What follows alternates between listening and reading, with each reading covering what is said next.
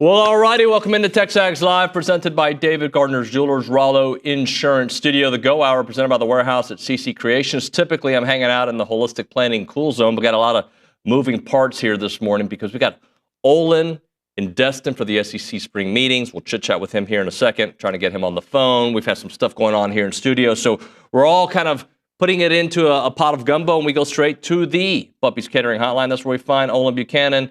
OB, good morning, buddy. Good morning. So talk to me, man. How's Destin treating you?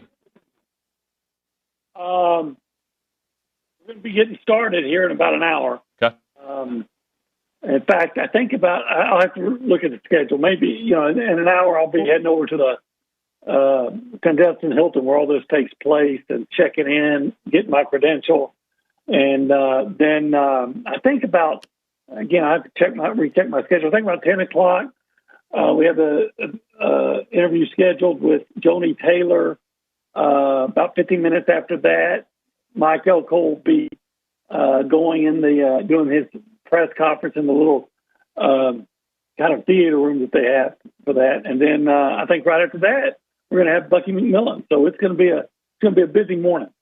All right, I definitely want to talk to you about Destin, but we got to start off the show with what happened over the weekend and really yesterday, the final nail in the coffin of the A&M baseball season. It is over. They don't make the postseason. They lose to LSU on a night that was heroic for Jace Laviolette. Nobody expected him to play. He found a way. It was just about pain tolerance for him.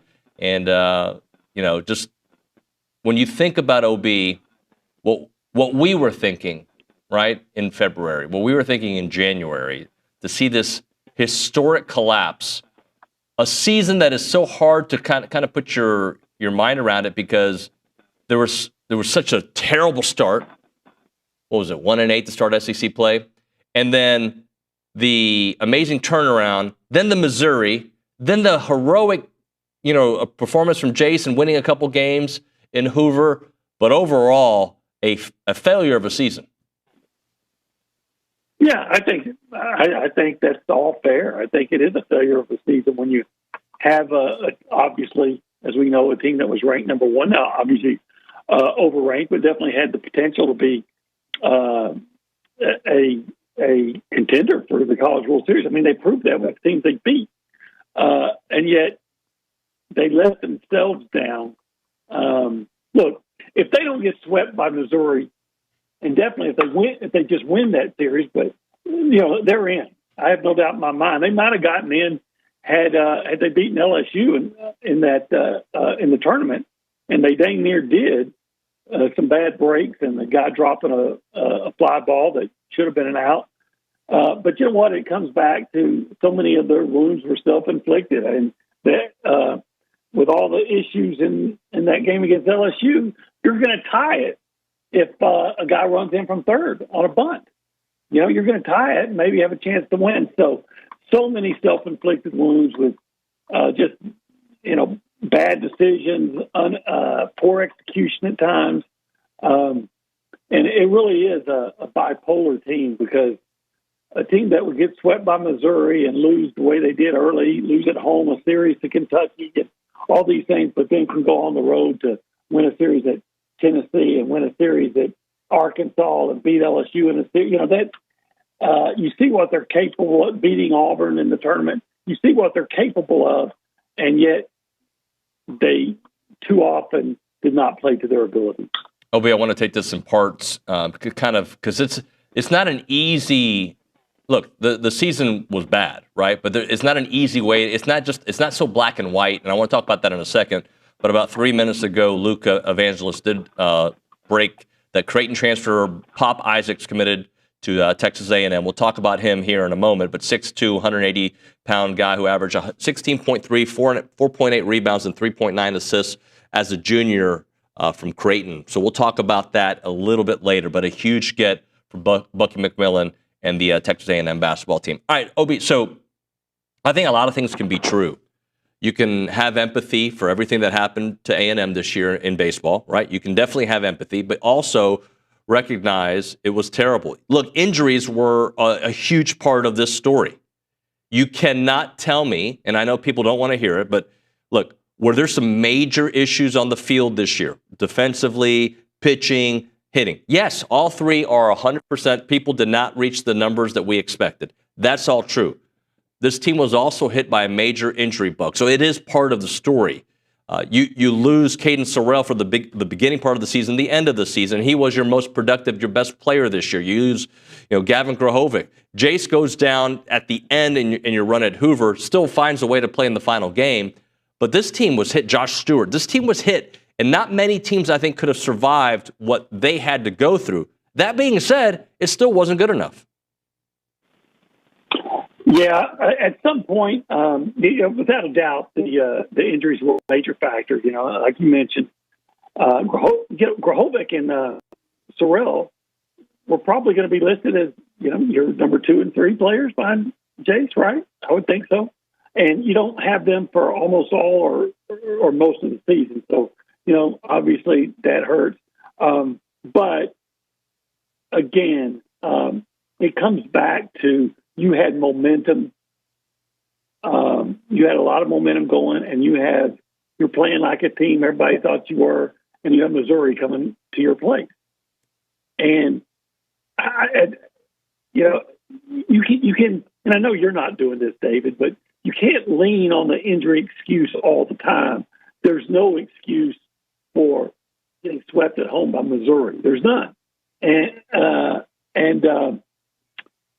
Yeah, again, I think if you win that series, you're still playing baseball, and maybe if you just won one of those games. So, all those injuries kept you from being as good as you were projected to be, but they don't explain, like you were saying, they don't explain. They don't completely exonerate you for the disappointing season either. Yeah, it doesn't. But, OB, I think, and it sounds like for you at least, like the Missouri series is the series that kind of defines the season for you, right? Like you're willing to accept what happened with the injuries. You're willing to accept coach first-year issues, trying to figure things out, right? But the Missouri series, after you had righted the ship, that was that you can't get past that. It was their version of Auburn, I guess, the football team, I guess, or I don't think it's as bad as, like when the football team lost to Appy State or the basketball team lost to, what was it, Wofford? Because for all their problems, it's an SEC team. But, had they been beaten by Missouri and they had been struggling, it's just more of the same, we understand. But they had been winning series against teams that are in the tournament now. So that one still doesn't make sense, and I don't think you'll ever be able to explain that one away.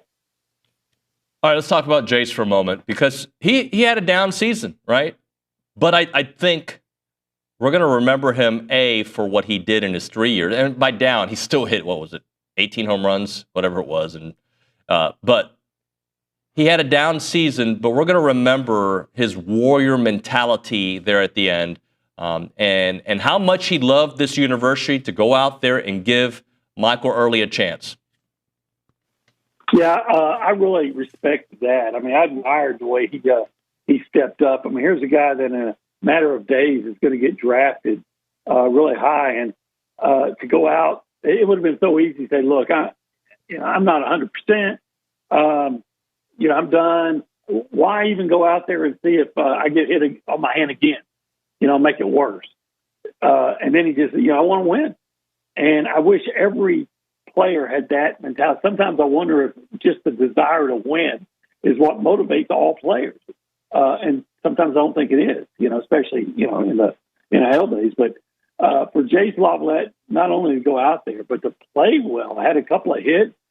Didn't he? I didn't see it, but I heard him calling it that might have been a home run had he, a tying home run had he not had the injury. And I think he had a sacrifice fly that brought him within 4-3. I think all the things that Jace Lavalette did in 3 years, with all the home runs and setting the record, all the time. Quite frankly, the thing that I think I'm impressed the most with him was that mentality to come out there and play because I want to win. Quite frankly, it reminded me of the reason how come I always liked Mike Evans so much. Just a tough guy that's going to go out there and do whatever he can to help your team win, and anything else that goes along with it, okay. Or Christian Kirk. You remember when Christian Kirk played in the meaningless bowl game? When so many guys were sitting out the draft, and he even got knocked out of that game for a while and came back. It was so easy for him not to play. So I really admire those guys that when they don't have to play to enhance their professional opportunities and possibilities, but they go out there and play because they want to help Texas A&M win. That means as much, if not more, to me than all the great things he's done. OB Christian B on the YouTube page says, worse than App State. You had the chance to sleep on it. I think he meant sweep and regroup twice, or sleep on the first loss, I guess is what he means, and win the next two. I don't think it's worse than App State. Not that we have, you can't compare, but one has SEC talent regardless of their record, and App State did not have SEC talent. Yeah, but, okay, we can debate whether that was worse than SEC, than Appy State. I don't think so because of the reasons we just said. But we can agree that it's all in the neighborhood. They're all in the same trailer park. It's this roster. Look, this team is going to look different regardless of what happens over the next few days, right? Like, you've got Jace moving on. You got a lot of Warriors who have been here for a few years that we have kind of built this personality of this program that regardless, I'm not even talking about transfer portal here. I'm talking about moving on to the next phase of their baseball career or their life. And it's gonna feel different. We talk about how different basketball is now that the Buzz Williams era is over and is now the Bucky. Baseball's gonna feel different next year. Yeah, I just hope if there is a new coach, or even if there's not, I hope they are able to restock the roster the way Bucky McMillan has gone about restocking A&M's roster. So there's going to be, they're going to have to do on transfer portal. They're going to have to do well in recruiting and then entice some guys to stay. Because if you have Caden Sorrell and if you have Gavin Grahovac, and a couple of those other guys, Terrence Kills Jr. or the second, you at least have the nucleus to build around. Yeah, man, it's just I was hoping for one more. OB had they beat LSU, and they had some in that one. They also had their chance. Had they beat LSU, OB, I think they probably still don't make it because if you looked at what they weren't even the next four, they were way out. But had they beat LSU, I think they would have made it interesting. I think they would have maybe had a slight chance to get in. Hey, that would be you eliminate the number one team in the country, and I agree it's not a slam dunk you get in, but it definitely gives all those people that decide something else to think about. And yeah, it would it have clinched it? No. Would it have enhanced the possibilities? Absolutely, maybe greatly enhanced the possibilities. And you would have had a chance to maybe win another one. So, and it was so frustrating. I was in Baton Rouge on Saturday, and I was at this place getting something to eat, and they had a game on, and they had to play the where it looked like they tied the game and had a guy going to third, and they called my name for the order. And I went to pick it up, and we were going back to the table. I look up and it's 4-3. I'm like, what? What happened? So I never actually have seen the play that was called interference. And I've talked to people who are Aggies. They say it was a bogus call. I've talked to people that I know a guy from Mississippi State. I know a guy from another guy from Louisiana. I wouldn't expect.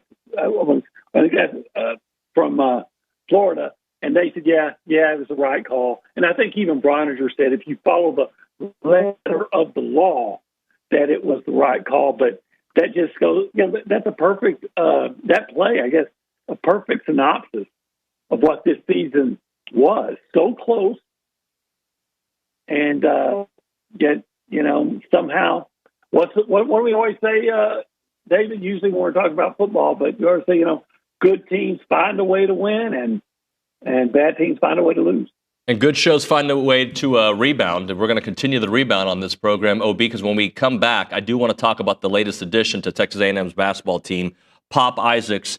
I was a little familiar with his game, but after reading Luke's article and Matthew Dawson gave me some insight to him as well. Super excited about what they've added. So we'll talk about that in the next segment. Plus, we got to talk about why you're there. We briefly touched on it, but Greg Sankey had a lot to say yesterday. So we'll get into that, and we'll see what else is shaking there in Destin. Obi, did you have a good dinner last night? I actually did. Yeah. I was with Kirk Bowles and Cedric Golden. We found a place that Kirk and I had gone to 2 years ago, and I had some blackened grouper. Okay. The Golden Boys. You guys went out there and got some grub, but you didn't have 1775. So next time you get those two in the area, can you take them to 1775? Oh, actually, as a matter of fact, I was bragging on 1775 to them last night. But, I'm not going to I go to Florida, I'm going to eat fish and seafood, right? Right. If I leave Texas, there's no way I'm going to eat barbecue because the Texas barbecue is the best in the world. And quite frankly, 1775 might be the best of the best. So why would I even entertain the idea of eating barbecue anywhere else? Because it would just be a massive step down from 1775. I said 1776 because I'm getting I'm exercising my independence of not having to eat barbecue anywhere except Texas. They're open Thursday through Saturday, 11 a.m. until they're sold out. 8203 Raymond Stusser Parkway in College Station. Call them up, 979-492-6241, or visit them at 1775txbbq.com.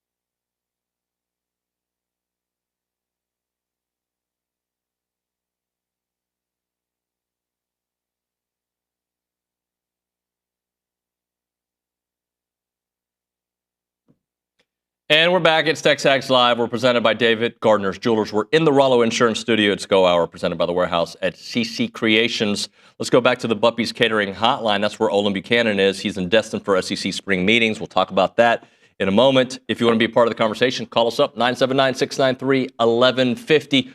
OB, as I was telling you in the first segment, it looks like A&M has added another scorer to the basketball team. Pop Isaacs joining the team. He played at Tech. He played at Creighton. And this guy can score. Looking at some of his numbers here, average over 16 and a half as a junior. Did not play most of last season because he had a hip surgery. He played only in 8 games. According to Matthew Dawson, a bucket getter. So here's his story, though. He went from Texas Tech to Creighton, transferred to Houston, and changed his mind, and is now at Texas A&M. Hey, I'm loving it.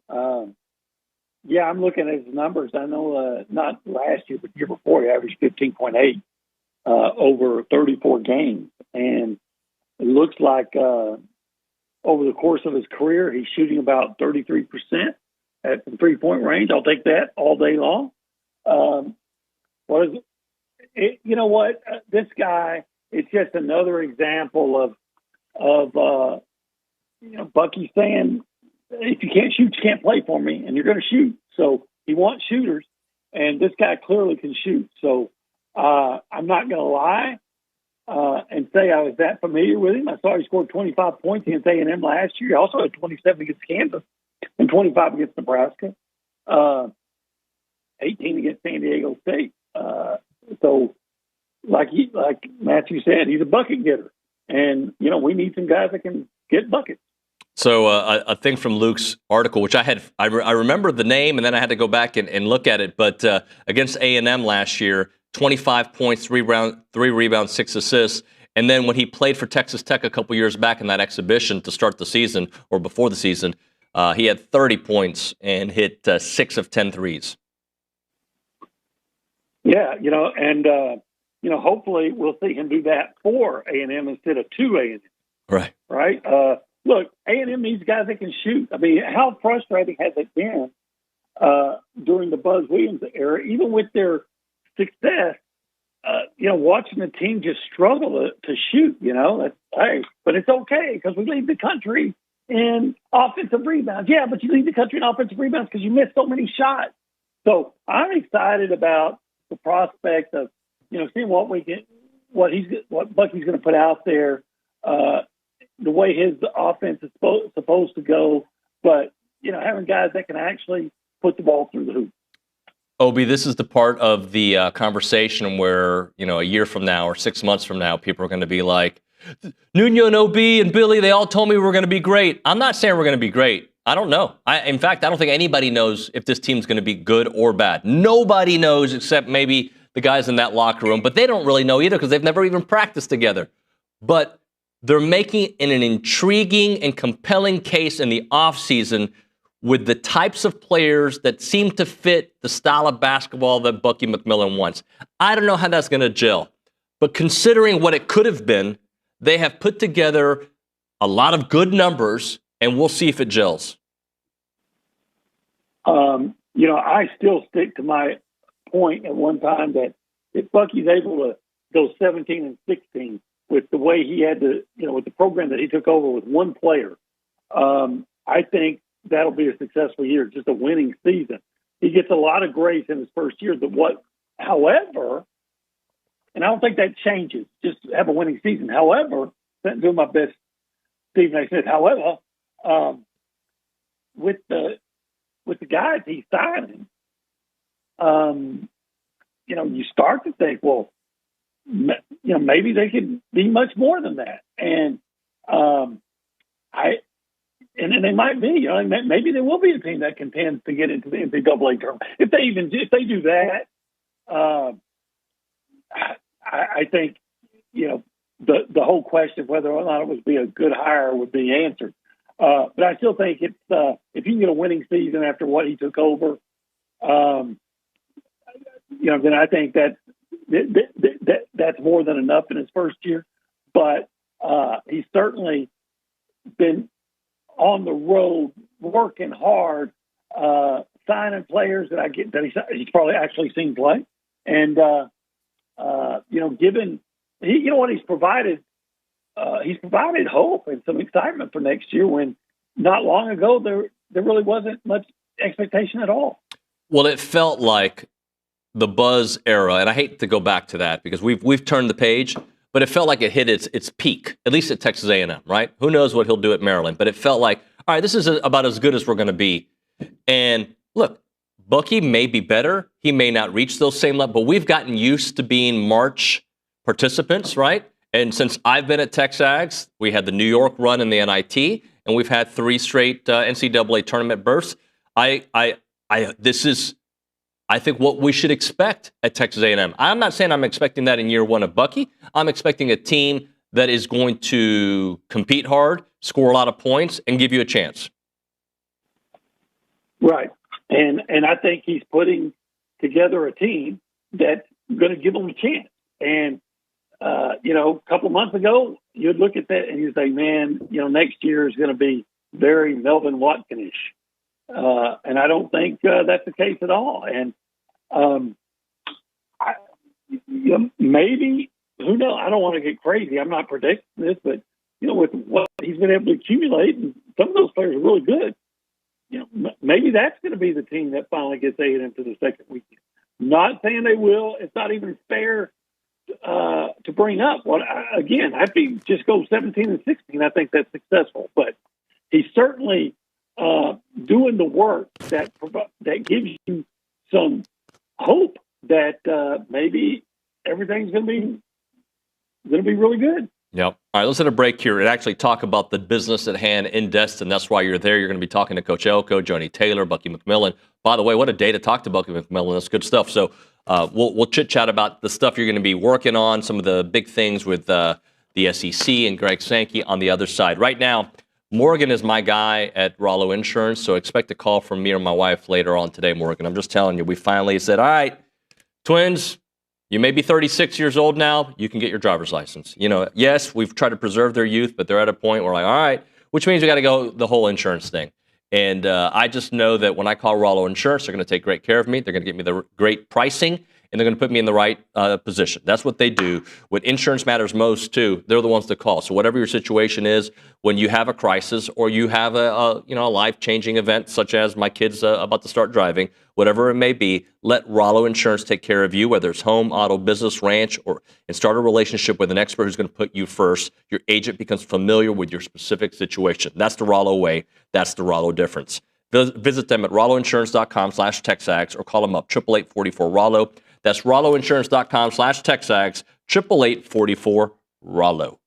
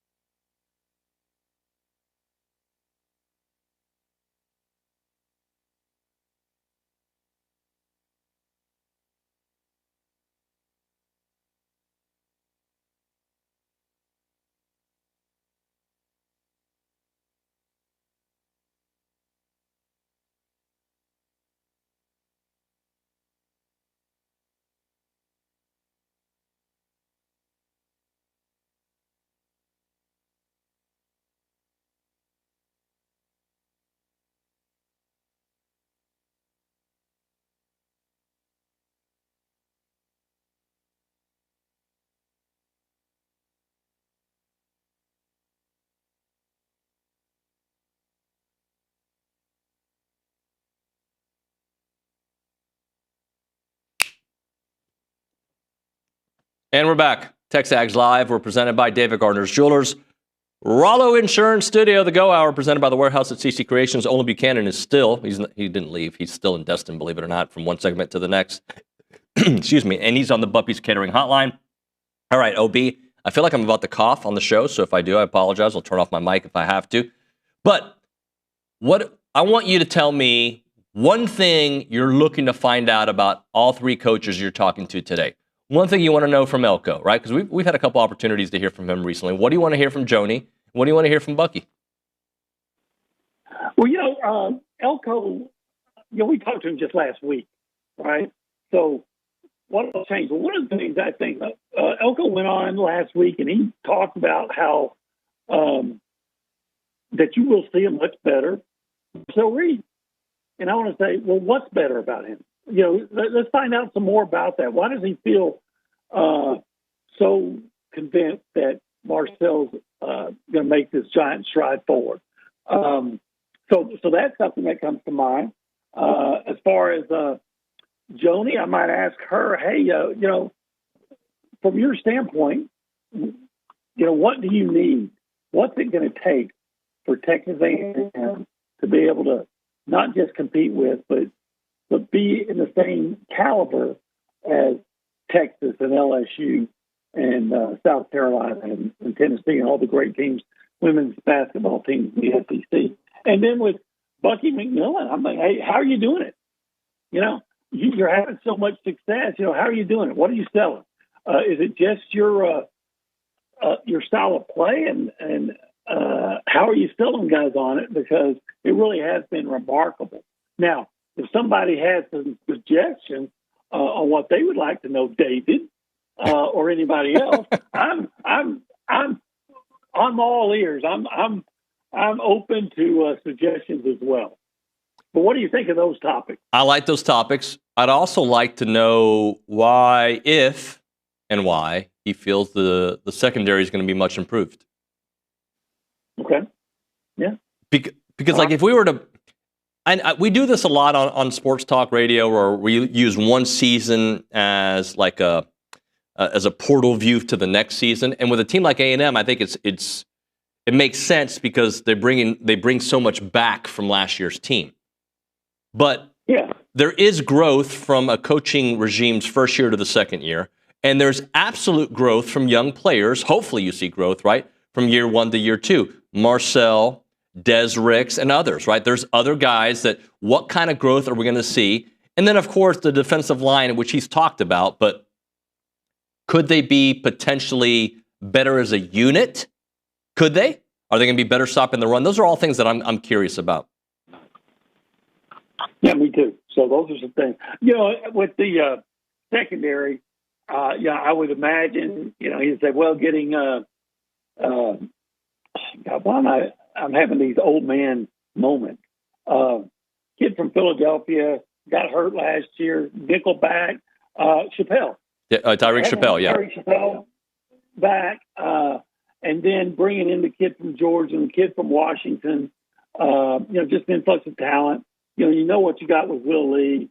I'm more, when it comes to the secondary, I'm more interested more specifically in the safety position, because I think you got to, I think with Chappelle coming back and Will Lee, I think you may have your corners just about taken care of.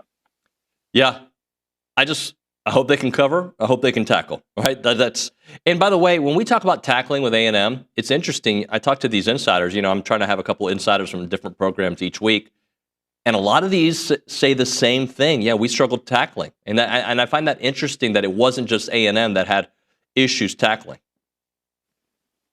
Yeah, I think that's that's in football everywhere now, because quite frankly, I don't think they practice it as much as they did back in the day. Even in pro football, right? They don't even hit in practice anymore, and I think it's very limited in college. So you got to have contact to be able to tackle. And now there's all these. If you hit somebody too hard, it's going to be targeting, or if you throw them down the wrong way, if you land on them, it's a penalty.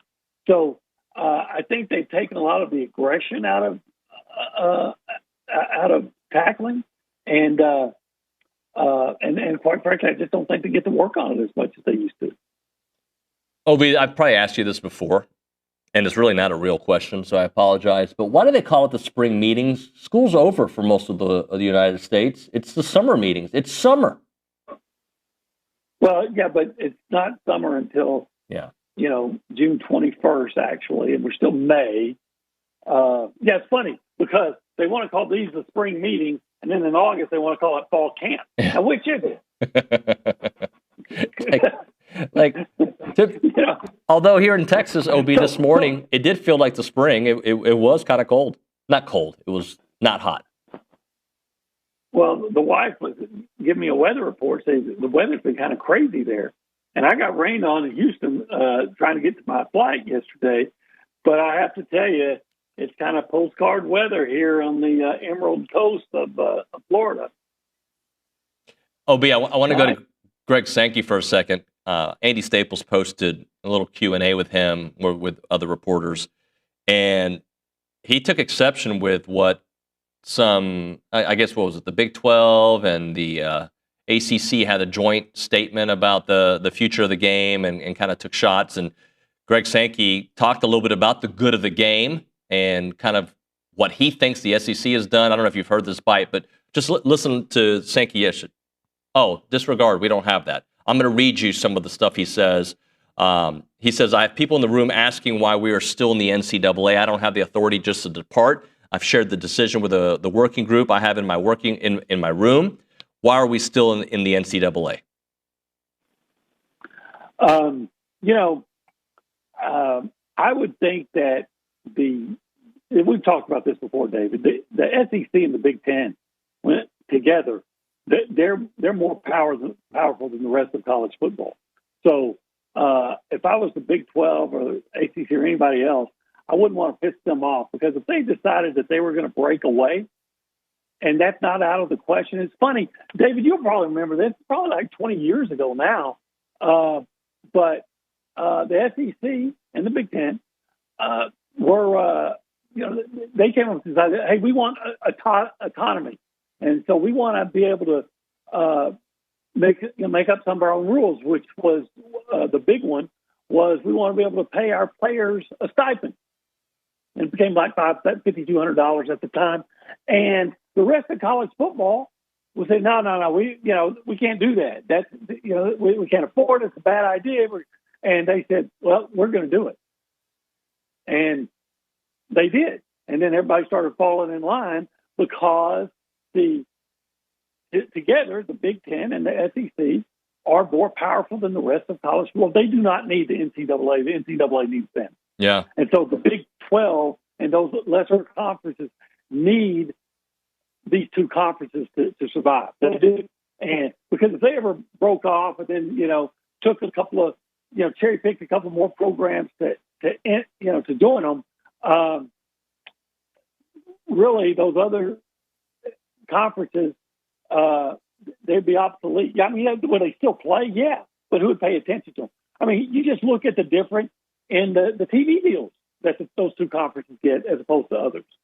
So the Big 12 especially would be wise to play ball.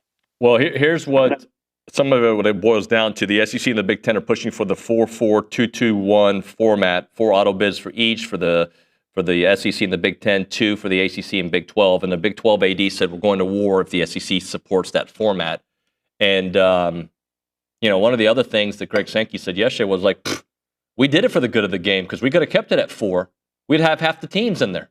It'd be better for the SEC. We have 2 teams for sure. Yeah, again, I kind of see the point.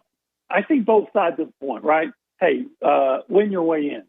But then you see teams, and unfortunately I'm going to talk about a Big Ten team because they would have gotten it. But you see teams like Indiana that play such a soft schedule, and then you get in based on record instead of based on how good you really are. So, so I see where they're going. When you're playing typically year in and year out lesser caliber opponents like you are SMU. Now SMU was a great story last year. They were fun and they did really well. did they get into the playoffs with like an 11-2 record? Something, Yes. they had a great year, and then they get a chance to play, step up in classification, and they got just absolutely destroyed. So it's not to say that those conferences can't have teams to play at an elite level. Clemson's done that, but the fact of the matter is, you play typically you're less challenged week in and week out, and then because you're less challenged, you have teams with maybe gaudier records than I would say South Carolina and Ole Miss, Alabama were better than. I'll say it. Even though they gave Texas a heck of a run, I'd say if Alabama and Arizona State had played last year, who are you picking? I'm picking Alabama by 21 points. Yeah, and South Carolina, maybe not 21, but same. Yep. So that's the point you're trying to get at, is that a 9-win team in the SEC and some of the 9-win teams in the Big Ten are more challenged and probably better than a 10-2 or 11-1 team in some of the lesser conferences, and that's what they're saying. Hey, we don't want to be in a position where we're going to be, what's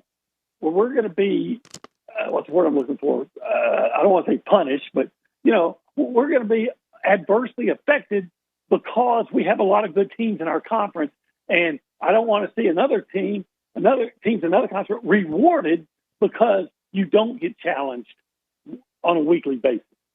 Let's hit a break here, OB. Come back. I want to ask you about the 9-game season, if we're going to figure that out, 9-game SEC season. We'll talk about that on the other side before we finish out the Go Hour. Right now, if you're looking for a reason to move back to Aggie Land or are already in Aggie Land and looking for a new job, the Association of Former Students is looking to hire professionals, typically in many different departments: marketing, fundraising, sales, communications, you name it. They have a lot of different potential openings there. You go to the website, you're going to learn all about them. But they are the premier alumni association supporting everything about A&M, the Aggie Network. They play a part in every Aggie story from Howdy to Here. Don't miss opportunities to help out with Howdy Socials, Aggie Reading Day, class reunions, and everything in between. You can join a team that exemplifies those Aggie core values of excellence, integrity, leadership, loyalty, respect, and selfless service, all in support of that worldwide Aggie Network. If you're interested in joining the team or sharing with someone who would be a great fit, please visit tx.ag/association jobs to apply and get more information on each position. It is the Association of Former Students.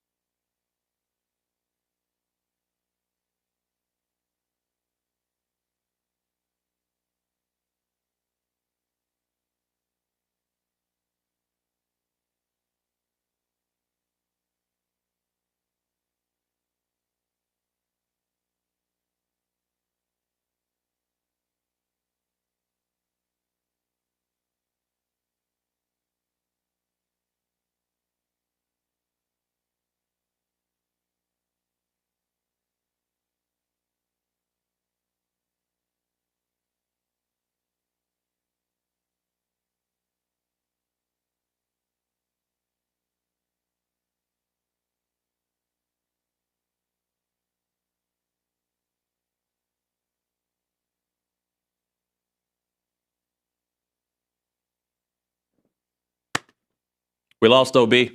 Thoughts and prayers. No, he's all right. He's in Destin doing his Destin work. It's TexAgs Live. We're presented by David Gardner's Jewelers Rollo Insurance Studio. The Go Hour coming to a close here, presented by the Warehouse at CC Creations. One thing I didn't do, because today we had a lot of moving parts going on before the show started, was check in with Nick Savage. I typically check in with Nick right early in the show. A programming announcement. Olin's calling me right now on the phone, by the way. Maybe he wants to say goodbye to the audience. So maybe they should call him at Brian Broadcasting. But, Nick, what was I going to tell you? No, I don't remember what I was going to tell you. I had a point to bring you on, but hey, That's Nick. okay. Hey, how's it going? It's going well. I don't have much to say, but yeah, I mean, exciting basketball pickup for sure. I can't wait to hear what Billy has to say about him when he comes on a little bit later. That was what I was going to say. Programming update. Billy will be with us at 10 a.m. Yeah. Moving the parts, right? So that's it. Here's OB at the Puppies Catering Hotline. OB, we lost you for a second, buddy. Yeah, the girl from Brian said, "Hey, you hung up." I'm like, "No, I didn't." But here we are. We're back. So anyway, what was on your mind? You were saying you wanted to ask me about the 9-game season. Brian Broadcasting. Go ahead. I think it's inevitable. I think it comes down to this: when ESPN is willing to increase its payout, or pay more for the SEC package, then SEC will go to 9 games, 9 conference games. But I think it's inevitable, and I think it should happen. I've said it 100 million times. I'll say it again. You owe your fans better games, especially now, because you're constantly feeding off the loyalty of your fans like vampires feed off blood. And the least you could do is give them better games to pay when you keep raising the price of their tickets. So I think it's inevitable, but I think they're sticking at 8 games because ESPN wants the 9th game and not have to pay them any more on the on their deal. They don't want to renegotiate the deal. So I personally think this will be the last year that they'll have 8 conference games. But next year they'll go to 9. OB, super chat time here on TexAgs.com. Ag Engineering 12, this is a baseball commentary. SEC set a record with 13 teams making the postseason. We were one of 3 not to get in. Yeah, it's baffling. Yeah, man. It's baffling. I was talking with Cedric and Kurt last night, and they had wrote how this was the worst A&M season for sports. And I say it's really not. Now, if you want to call it the most disappointing, I can get on board with that. I've seen worse years, but not more disappointing considering all the expectations. How about this? One of the most disappointing collapses in all seasons. Softball, baseball. Basketball wasn't a collapse. It was a collapse of the second half for the last 10 minutes against Michigan. And we all know how football ended. Yeah, I mean, all 4 of those were in a position to do more and did not. Enjoy Florida, buddy. We'll talk to you tomorrow. We'll get an update. All right.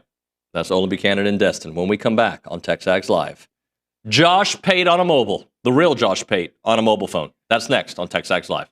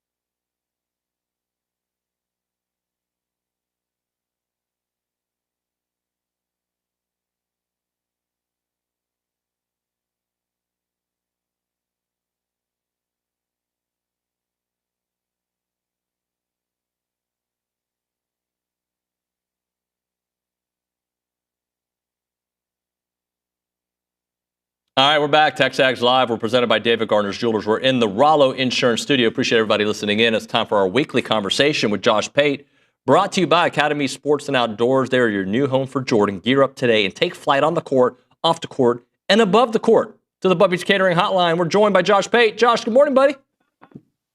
Good morning, sir. How are you? Well, I'm on the phone, so I can't look at you, and it's, I'm not going to say it's bad, but it's not ideal. The sun coming up is the bright part of most people's mornings. Well, Nuño, your face is the bright part of my Tuesday morning. Well, buddy, I love having you on the show, and I love chit-chatting with you with things that have to do with college football, but also random stuff in life. And I feel like you're a perfect person to tell a little funny story. So recently I've been getting spam phone calls out the you-know-what, right? It's been nonstop. And yesterday I got a spam call like 3 times in a row, and I finally answered.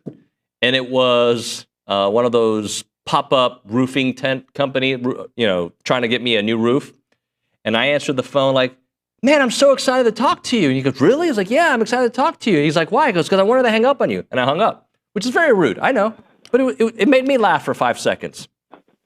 Homeboy calls me on his personal phone 5 seconds later and calls me a couple of words. And I thought that was hilarious that I didn't think these people were real. I thought it was like, somebody in Baghdad or something calling you, right? This guy called me on his personal phone and cursed me out 5 seconds later. Wait, did he call you on his phone number that was visible on your screen? Yes, sir. Or did he call you on like a block? Oh, wait, so you're free to take his personal phone number and put it in all of the databases? 1,000%. I've Googled the number already. His name is Fred. And he's in Houston, believe it or not. And yeah, but I honestly, I thought, what the stones on this guy? But I was also wrong. Like, I don't want to be robocalled ever. I don't want to spam. I don't want it at all. I don't want you to show up at my door, and I don't want you to call my phone. What do you think the turns are? I'm not trying to hate on people, but what do you think the A, B, C, D, E, F is in your life to this point, that the G is you making robocalls? Like, what do you think? When you go to college for that? How do you get to that spot? You know what? Some people just want to work from home. The way I actually know somebody who kind of had to do these before, and he was doing it during COVID, and he connects to some database from home and gets paid, whatever, $12-15 an hour just to make phone calls from the house and follow a script. Seemed like a pretty easy gig. Why not? I mean, the COVID thing, like we all researched sketchy methods of income during COVID. Okay, so I don't even count that. But if you're still doing it in 2025, and it's not AI, it's a real person. I don't know. I just have questions. That's all I'm saying. And I agree with your questions. Hey, let's talk some football for a moment. Olin's destined for the SEC spring meetings, which to me should be called the summer meetings, but it's technically the spring, but it feels like the summer because school's out. That's a whole different topic. But Sankey yesterday seemed like he was ready to throw down with a Big 12 in the ACC. Yeah, I think Greg Sankey, he's aware of what's said about him. I think he's an extremely sharp guy. I think he's a very sort of strategic, cerebral guy. And I've never heard him say this, but like you said, yesterday is as close as I've heard him come to just outright saying, if you guys think you're better at this job than me, then have at it. I mean, he sees the whole picture of his job. And you don't really have to be defending him or carrying water for him to just point out these obvious points. He answers to university presidents. Now, he is the face of the league. In many cases, he is the face of authority, if you will, in college football. I think the other leagues and their leadership look at him that way. I've heard a lot about the dynamics that exist there. But I think Sankey looks at it and he watches the public talk about everything that's wrong with college athletics these days. I participate in that, by the way. And he listens to the media do the same thing. And he's talking to media down there in Destin when he did what you're talking about yesterday. And I think a lot of times the conversation is so mile wide, inch deep. But what he's trying to tell you is it's really a mile wide, a mile deep. And everyone thinks they've got these answers, but yet if you were to truly see the scope of the issue, you would either get fired because you're unqualified to have the job, or you would realize, wow, all these simple solutions I posted on Twitter don't really fly in the face of this, and this.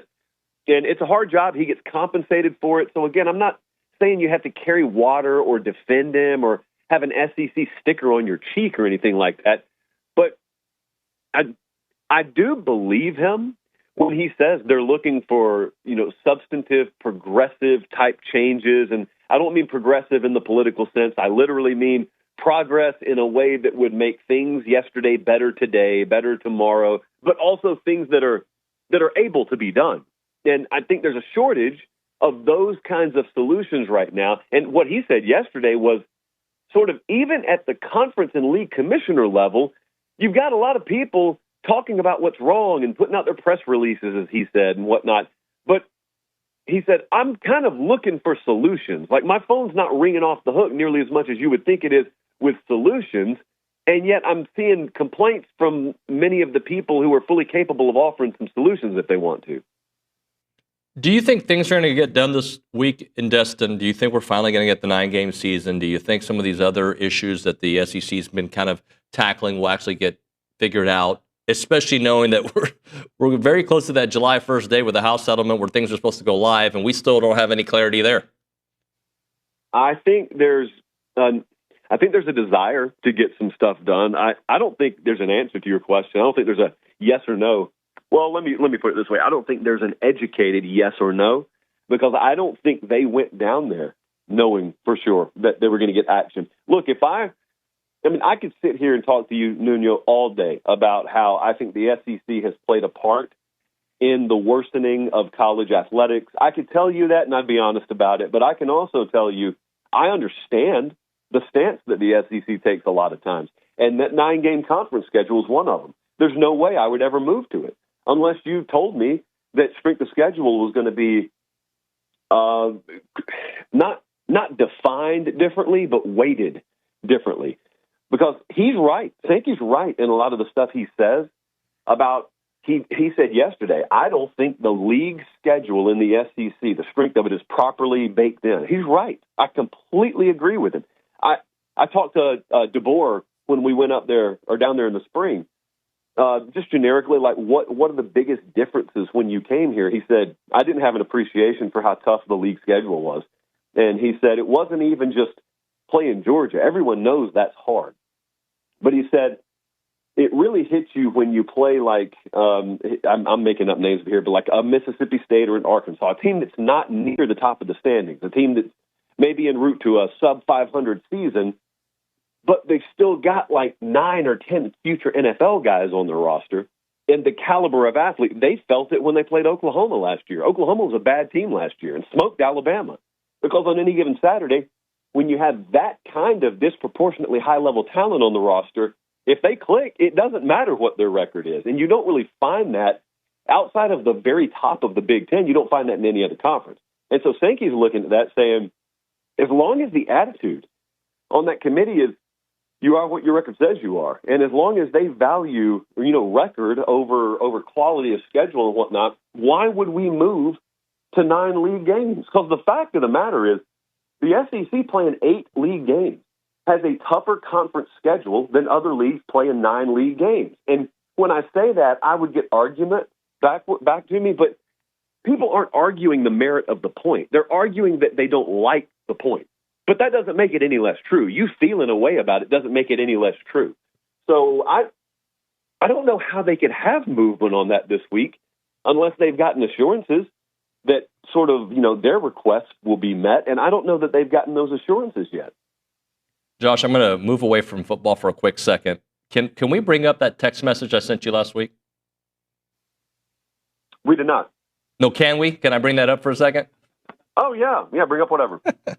So I texted Josh a screenshot of some page that had information on Josh, and it said he was in his 50s. And you have to know the origin of that, Josh, because you're not in your 50s, by the way. And not that it matters. You look great regardless. But can I tell you the origin of it? Oh, yes, by all means. So my wife Googled you because she's not a big college football person, okay? And she doesn't listen to me, believe it or not. And she Googled you. And she goes, did you know your friend Josh Pate's in his 50s? I was like, no, he's not. No way. He's like, look.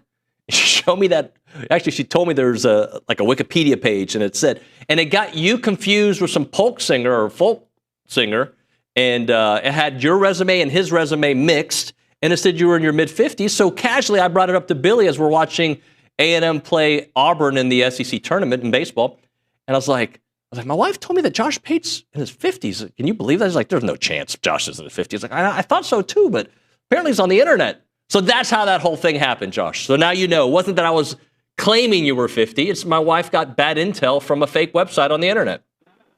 Yeah, but it used to be worse than that. And 30s, by the way, for anyone who's curious. But I used to do, or I didn't do it myself. I don't think I've ever Googled myself. I may have, but I don't remember doing it. But some people used to do it, and for a long time, the internet was confusing me with another Josh Pate, who was the creator of the show Outer Banks on Netflix. Oh. And I guess that guy's like in his mid-40s, still older than me, but not as old. So they were thinking I was in my mid-40s, but more seriously, they were thinking that I was moonlighting as a college football analyst while also the executive producer of a major hit show on Netflix. And to this day, Nuño, I still have requests for storylines like flooded in my inbox. And I've joked about it openly. Like, the gig should be up on that. And yet people, like fans, still they'll send me hate mail when new seasons come out because they don't like the way the storylines went. And so after a while of telling people you've got the wrong Josh, I just started playing into it. And so Outer Banks release season is a fun time for me because I just screenshot the best ones and post them and try and humiliate people into hey, even if I was that Josh Pate, you shouldn't be sending me all your hate mail. Like, what are you doing? Just go enjoy the show. Enjoy the show. All right, I had to do that because it hit me during the middle of you talk. I was like, wait, I got to bring this up with Josh so he understands the genesis of why I sent him that text with Billy. And, of course, Billy's never going to let me live it down. Let's talk your post-spring 20 rankings, top 20 rankings, and just a little bit of specifics about certain teams because Penn State, who you have at number 3, I'm so conflicted on them because I think they're going to be pretty good again. I mean, obviously with their ranking and what they bring back. But are they in a real pressure situation? Like, does James Franklin have to do what he did last year again? Does he have to get to the championship game? Is he in a position where last year has bought him a little bit of grace to maybe even take a little step back? Yeah, I always look at college football pressure as being two different compartments. For a coach, you could either have job security pressure or you could have competitive pressure. Now, Franklin doesn't have any kind of job security pressure, but he has immense competitive pressure in the sense that I think Lane Kiffin had this last year, too. You've got a team that's better than any team you've had. I think most people agree about Ole Miss last year, and I think people agree about that with Penn State this year. Okay, that's a good thing in spring and summer. What it means in the fall is the expectation level is above that of which you've ever accomplished there to date. This is where Ole Miss fell a little bit short last year, and I thought it was a very disappointing year. Kiffin didn't get fired, but it is viewed universally as a major disappointment. Well, Franklin and them went to the semifinal last year, and it's expected up there that that's just kind of the starting point. And that's not the way football really works, but that's the way they view it. That's kind of the baseline. That's the basement. That's the floor of where we should be this year. And I don't disagree with them feeling that way. I think it's very warranted. And the other part of that, David, from just the prediction standpoint, is when I put that out there, it's not a prediction. Let me first say that. But it is a post-spring top 20. And I did have Penn State number 3. And when I put that out there, a lot of people, including my own close personal friends, or so I thought, they hit me up and, oh, this is laughable. This is ridiculous. And I said, well, first off, wait till you see the other top 20s come out. It'll be very much in line with those. But that alone is not evidence of anything. I said part 2 is who definitively is better than Penn State? And they kept on doing this thing where, well, you know Penn State can't win the big one. They can't win a national title. And I'm like, okay. But you see, just last year, Notre Dame, who we had grown to say that about, went to the national title game. So I think you got to be careful. We're coming off this era where only the SEC teams and Ohio State and Clemson were winning much of anything at the national title level, and you conditioned yourself to think teams like Notre Dame, Penn State, like they can't do it. Well, they didn't do it. They couldn't do it. But the tops of those trees have been shaved off a little bit when it comes to the elite powerhouse programs. And if a team like Penn State has the best collection they've had in a while, I'm just telling you, it's a little bit different competitively now. They've drawn a lot closer competitively. So if Penn State doesn't win anything this year, they don't win anything. But I don't think it's going to have anything to do with, what the last 7 or 8 years or 10 years had shown us. I think it'll just be because they didn't get the job done, they didn't execute. But they absolutely, to me, belong in the top 5 preseason. Let's talk Ohio State. They just came off a national championship. Their team's going to look very different. They're still they're number 8 on your top 20. Can they be a team that was similar to last year that figures it out late? My vision for them is that's how it'll go. It could be that they just come out of the gate firing. They do play Texas week 1, so they'll get tested. But, I think there's a world. Honestly, I'd say this for Texas or for Ohio State, but especially Ohio State. David, there's a world where I could see them lose by 17 at home to Texas, and then you fast forward 4 months and they're in the semifinals. Like, I could easily see that because I could see a scenario where there's so much newness on that roster, including the quarterback, that it just takes until October or maybe even late October, early November for it to click. Now, in the old days, it'd be too little too late. But with the way we have things set up now, as we saw with them last year, you can lose a couple of games and still get your way into the playoff. And if you get hot with a high-level roster, then it doesn't really matter what seed you are. I may not love that format, but that's where we are. So, yeah, I'd actually be really surprised if they came out of the gate just on fire. I'd be very surprised because that's atypical to the way, logic tells you the sport works. Josh, how big of a year do you think this is for the SEC, considering they haven't won the last 2 championships? Michigan and Ohio State won them. And it's felt like the SEC has been down for SEC standards, just even in conference. I think that stuff's a little overblown. I mean, it had to be down.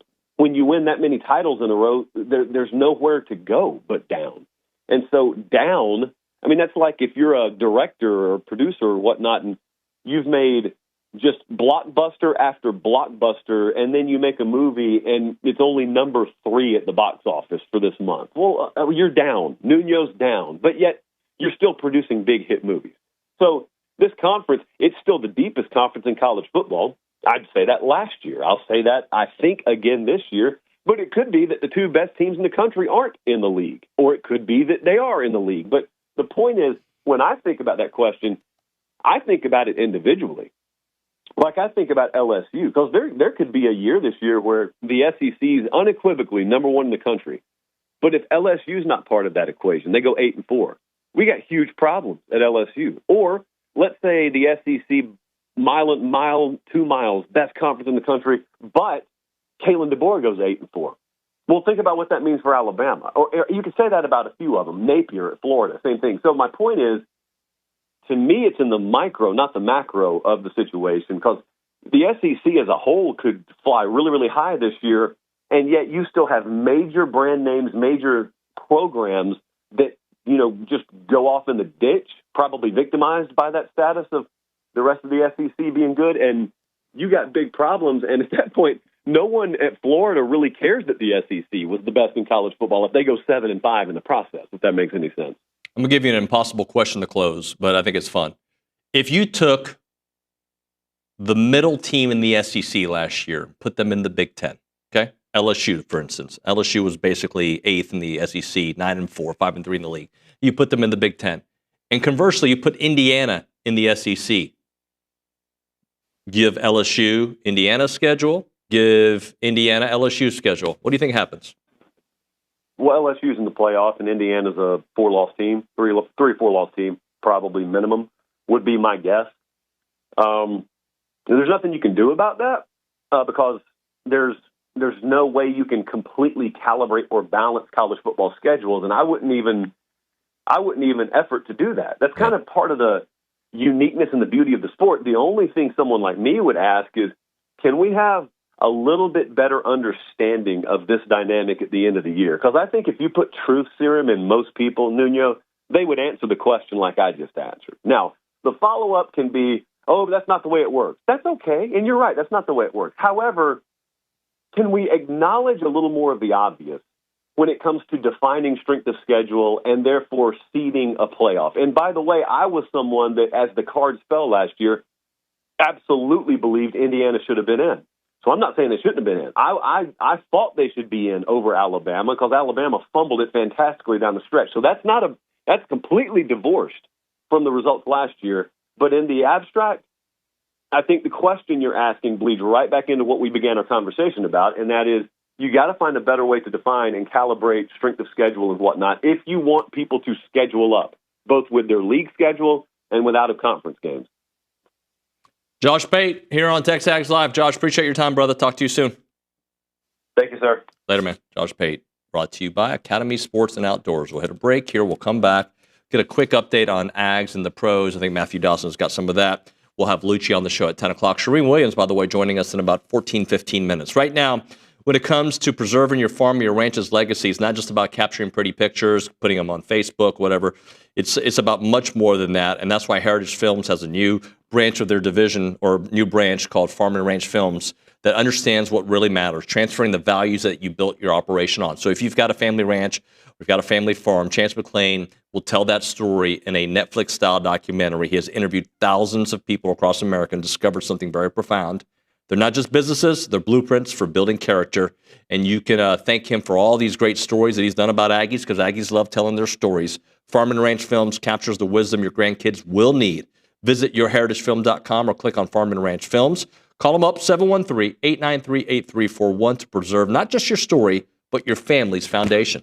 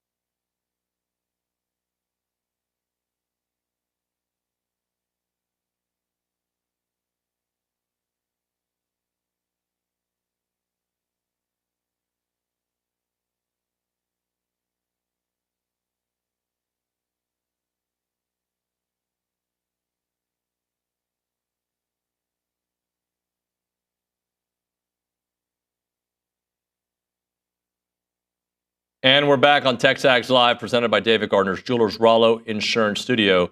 Hour number 2 of the program. We're going to get some Ags and the pros here in a second, but during the interview with Josh Pate, an article from ESPN broke, and it says Mackenzie Mbako, projected second-round pick, will withdraw from the NBA draft and spend his junior season at A&M. Huge news considering the earlier news we heard about Pop Isaacs. It says in the article, I decided to withdraw to focus on becoming a locked first-round pick next year. I'm committed to making improvements in my game based upon the feedback from NBA teams. So that is, as Billy tweeted out, a double dose of great news for Texas A&M basketball and Bucky McMillan. Let's go to Matthew Dawson at the Holistic Planning Cool Zone for a little Ags and the pros. You know, David, we got some comments in the YouTube last week that, I look like Luke's younger brother because, he's like a billion inches taller than me. But thanks to Nick's 2x4s that he's placed underneath me, we didn't have his budget for the stool, but these 2x4s. So thank you, Nick, for helping me out there. It's going to be a big deal. I think this is a good improvement to the show. If you ever want, you can just stand on the desk here. I'm okay. That might be too much there, but OB can never know about this. Yeah, okay. OB cannot know. All right, so what do you have for us? Well, we got a couple stuff. We got a UFL. The Memphis Showboats, the Fighting Jim Turners, they lost again to the Renegades, 30-12. That team might be on life support right now, but my fandom is not on life support. I will be a Memphis Showboat for as long as Jim Turner's coaching those boys. The Brahmas continue their stink fest. They lost 39-13, but Kellen Mond got the start. He wasn't fantastic, but hopefully they continue to move forward with him and they can show improvement week over week. He hadn't started in the last 3 games, right? Yeah, it's been Hogan over there. So yeah. Hopefully that they show some improvement. I mean, season's kind of winding down here, so hopefully he gets his shot and keeps continuing to move forward. The shock of the week, the Roughnecks get a win over the best team in the league, the DC Defenders. Anthony Hines was not playing that game, but Leon O'Neal did. 7 tackles, a tackle for loss, a fumble recovery, as well as a pass breakup. He balled out. And the Roughnecks, the Fighting David Nuños, got a win over there in the UFL. So good news for them. That's your team. That's my team. That's your team. In the NBA playoffs, we know that the conference finals are going on right now. The Pacers are up 2-1 right now on the Knicks. That's Quinn Jackson over there for the Pacers. Hasn't been playing much. But did you see that game?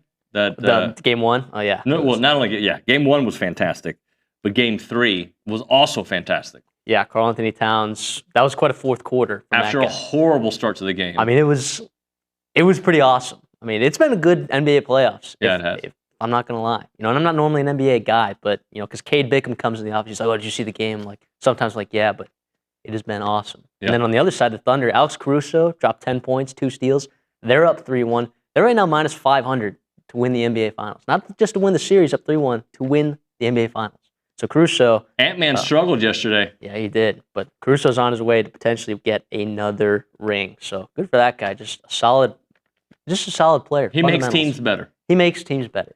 In the NFL front, Shamar Stewart still hasn't signed his contract yet, but only 20 of the 32 first-round picks have, so he's one of 12 to not. So he's not alone there, right? And this Bengals still got. But he gets a lot of the headlines in this. He gets a lot of headlines. I don't know. The Bengals just kind of do that with how cheap they are, especially with Trey Hendrickson also there holding out as well. So we'll see how that goes. In the MLB, Michael Wacha continues to be one of the more underrated pitchers in the MLB. He's pitching over there for the Royals. He got up 3 runs on 6 innings, I believe, or 4 innings. 4 runs on 2 homers in 6 innings. But he's still there with a 3.21 ERA, and his pitching run value is in the 86th percentile right now, which last week he was in the 90s, right? But he's still pitching very well for kind of a poor baseball team. So definitely underrated there. Stephen Kolek for the Padres continues to start. He went on a tear after he went and had that complete game shutout against the Rockies a few weeks back. He came out again, threw another 6 innings. The Padres, he did not record a win in that game, but he's still 2-1 in the year with a sub-3 ERA. He's fantastic. And Brady Montgomery, 2 RBI double, walk-off. He's the hero once again. He had a walk-off home run earlier in the month. He comes back around, hits a 2 RBI double to seal a win for Winston-Salem.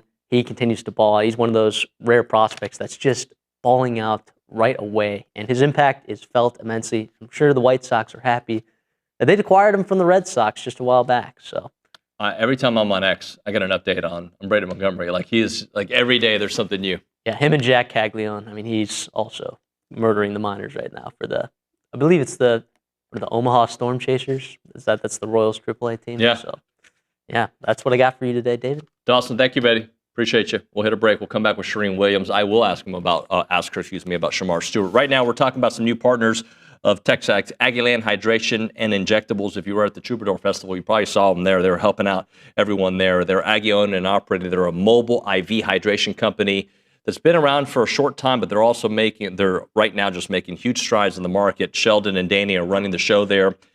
They offer great services in Bryan College Station, like IV hydration, Botox, and weight loss options.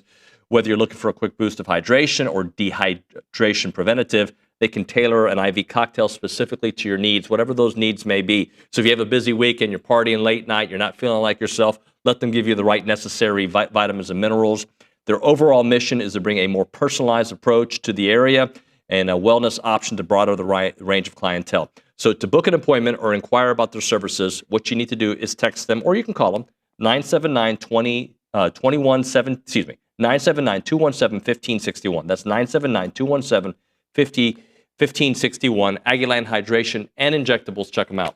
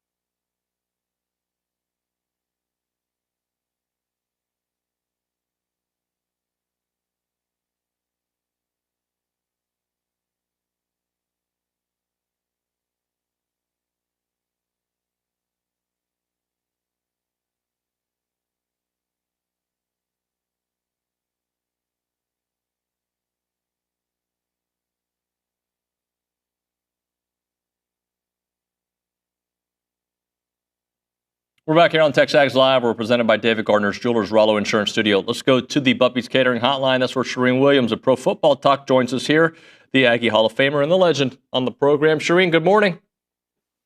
Good morning. How are we doing today? We're okay. We're okay. How was your Memorial Day?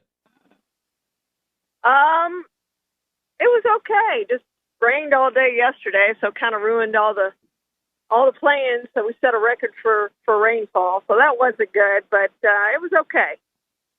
Charean, how do you kind of look back at this baseball season and try to look ahead, considering how much of a disappointment it was? Well, it was. I think that's the word used, a disappointment. We all had such high expectations with the way last year ended and keeping all the players who are available to be kept. I do realize it wasn't the same team, and I think that ended up being, we all thought it was going to be the same team, and it's never the same team. No year in any sport, in any league, in anything is ever the same. It's always a different team. You can keep the core, and I think most of the core was kept, but then, the injuries started playing a part with Grahovic and, Sorrell out and Josh Stewart out, everything else that fell into place the wrong way was just bad for this baseball team. So I don't know what they do. I'm going to be surprised. I obviously have been on social media and we're changing coaches. I will be very surprised if we change coaches. That doesn't seem to be Trev's MO, first of all. And second of all, who's going to pay for it? Unless somebody steps up and says, I'm paying the millions that it's going to take to pay off this staff and get a new staff, I don't see a change in coaches. I see this staff, early getting another opportunity to see what they can do in a second year, and that's going to make some people frustrated, whatever the word is there. But, with everything that happened with the injuries and everything else, I certainly think he deserves a second season to see what he can get done with this team, with the core still coming back. Hopefully they come back. Talking to Charean Williams on TexAgs Live, presented by David Gardner's Jewelers. Charean, I know we've talked about the Shamar Stewart holdout for a couple times, but what's the core problem in this, and why is this particular story getting so much attention nationally when there are others who have not signed? Well, it's basically the Bengals trying to do him dirty, and they're trying to put language in the contract that's going to void some of his guarantees, which they've never had in contracts before. It wasn't in Jamar Chase's contract that he signed not long ago, or T. Higgins, who signed not long ago. It wasn't in the two previous first-round draft pick contracts. So basically, they're trying to add language to his contract that it shouldn't be in there, and he's standing his ground, and nobody can blame him for doing that. And you are able to sign an injury waiver guarantee. An injury waiver is basically what it is. In other words, if you get hurt, the team can't then say, "Oh, well, you're hurt, we're not paying you." They still have to pay you. They're all slotted. Like, the contracts are slotted. They know what they're getting once they're drafted, based on the draft pick and based on the increase in value from last year. So they all know what they're getting once they're drafted. That's not the issue. So they can sign that injury waiver, and he has chosen not to sign the injury waiver, and their second-round pick also has chosen not to sign the injury waiver. And I get it. It's just Cincinnati being Cincinnati, the Bengals being the Bengals, and trying to lowball him with this language that doesn't need to be in the contract. So I get where he's coming from. It's not his fault. He's obviously got a good agent because he's directing him the right way, and until the Bengals come to their senses and get the language out of the contract, he's not going to sign. And it's unfortunate for him because you need the practice time. I'm glad he's out there and mirroring and getting the mental reps and all that, but it's not the same as being on the field for these OTAs and mini camp and everything else that's coming. So I hope they get this done this week so they can get on the practice and at least get a little bit of practice before training camp starts. Charean, how are things going for Aaron Glenn in New York? How's the transition going? Yeah, I think it's going well. Justin Fields and And Garrett Wilson, by all accounts, have started to hit on some things, and I think he's bringing a different culture to that program, which was much needed from what they had the last couple of years with Aaron Rodgers really running the show. So there's some things to get fixed there, some dysfunctional things, and they've gone younger. I was just looking earlier today, the 30-year-old and older on their roster, they've reduced that down. I think they had 12 last year. They have 5 this year, I think, are the numbers, but they've reduced that more than half, which is a good thing for a football team to get younger, especially when you're in the first year of a new program. And so I think he's doing a great job. I don't know how many games they'll win. I don't know how that's going to translate. A lot depends on how Justin Fields plays. But I do think they're going to be better, and I do think they're going to be competitive. And I do think it's going to be a team that you're not going to want to play, especially late in the year when they start clicking and getting it and getting what he's after. It's going to look a lot like Dan Campbell's career so far at Detroit. I think it's going to take him a couple years to build. They get the players in there and get it rolling and get that culture going, and I think you're going to see a lot of success with that team. Charean, the whole Brock Purdy contract thing has me kind of conflicted on how I would handle an NFL franchise if I had a quarterback who had a contract that was up. And follow me here. I feel like if you have a Patrick Mahomes or a Josh Allen, you do everything possible to keep him. But if you don't, I don't know if I give that kind of money to a quarterback, even though I recognize the position is the most important on the field. But like to me, when I think of the 49ers, they had a very capable quarterback when they were really good with great parts around him. And to keep those great parts around him, you can't overpay for the quarterback. So I'm kind of conflicted. Any thoughts on that, Brock Purdy, and just kind of a philosophy when it comes to quarterback? I get right where you're coming from, and I understand it. And it's the hardest part, I think, of the NFL. It's probably the hardest part for any football team at any level. But in the NFL, it's especially hard because, A, it's hard to find one.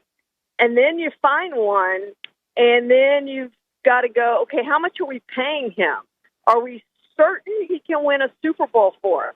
And you look at what the Browns did with Deshaun Watson and how that's become an albatross for them.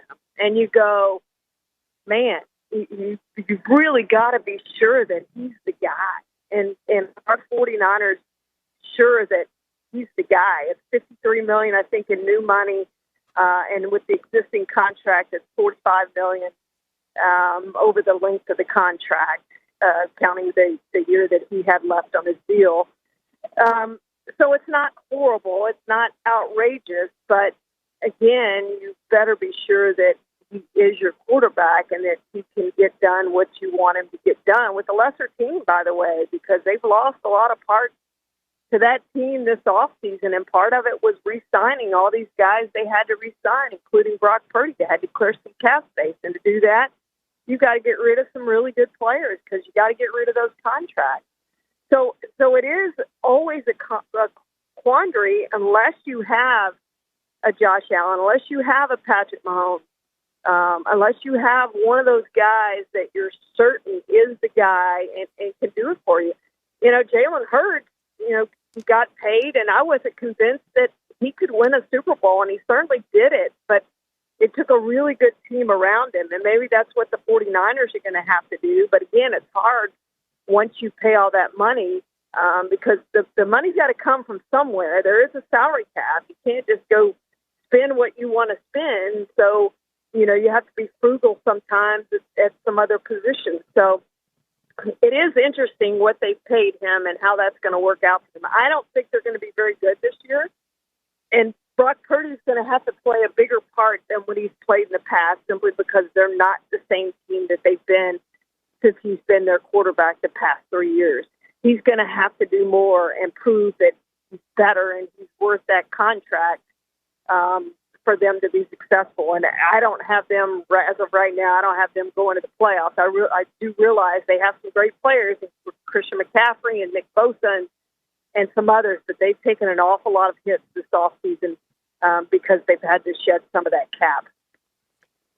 What kind of did you have a relationship with Jim Irsay? And we know a lot of the headlines when it comes to him and his career or his time owning the Colts. But what kind of owner was he? Yeah, I think he was a good owner. By all accounts, the players loved him, and Tony Dungy loved him, and I think he was a good owner for that franchise. They won, a Super Bowl while he was there with Peyton Manning, and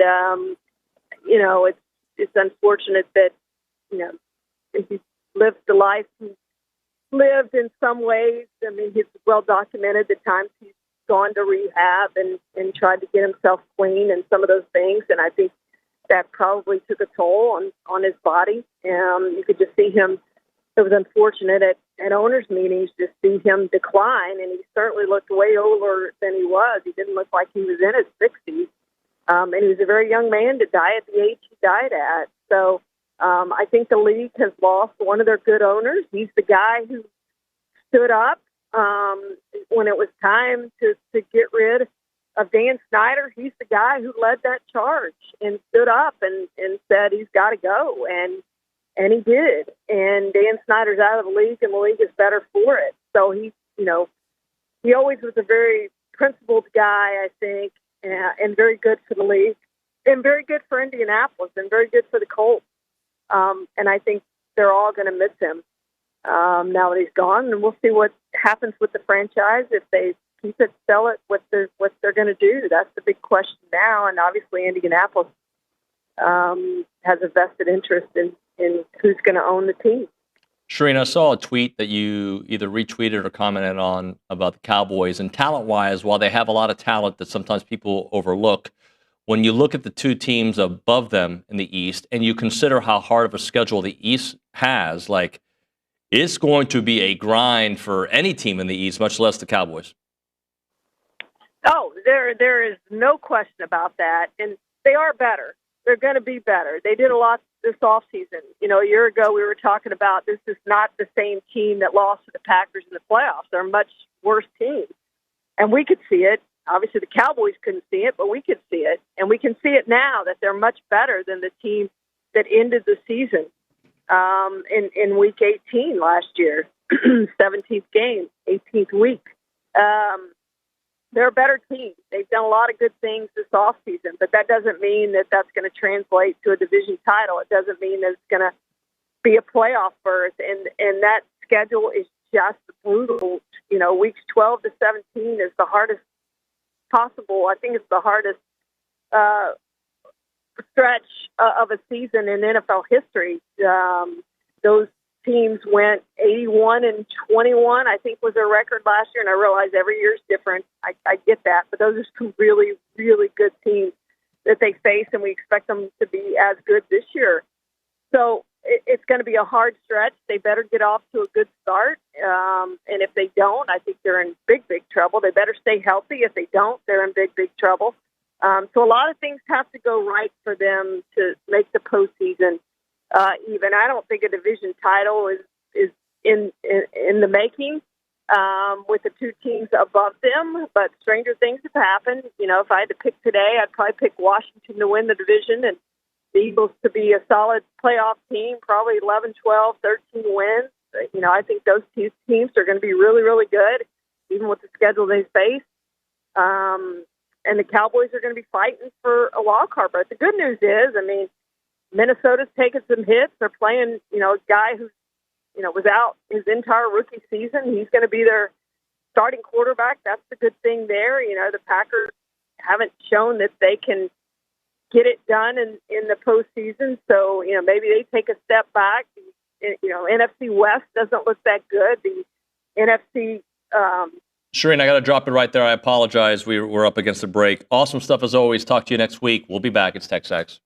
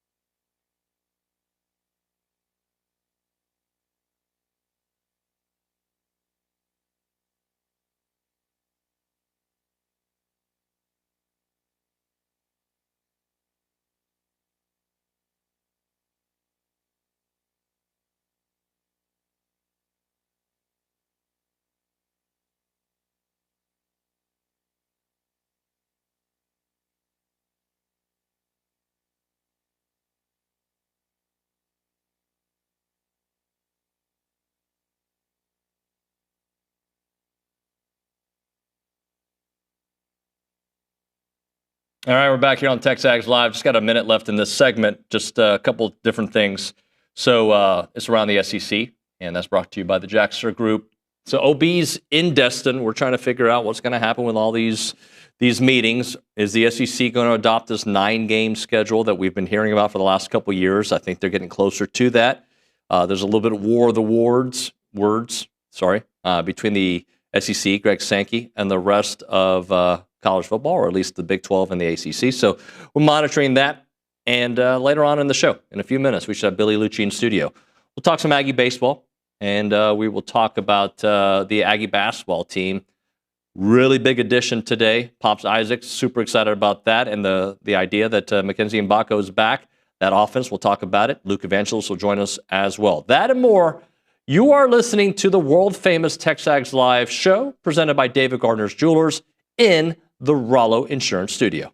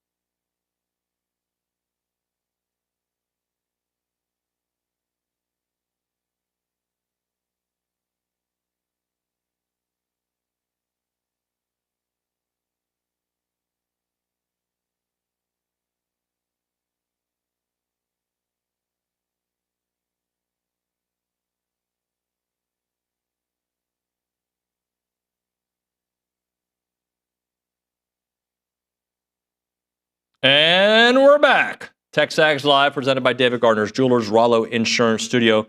Quickly want to talk about my friends at Bird Dog. So this weekend, or actually yesterday, I was in Port O'Connor with the Twins and Ben Sweat of Bird Dog, who used to play in the MLS for 10 years.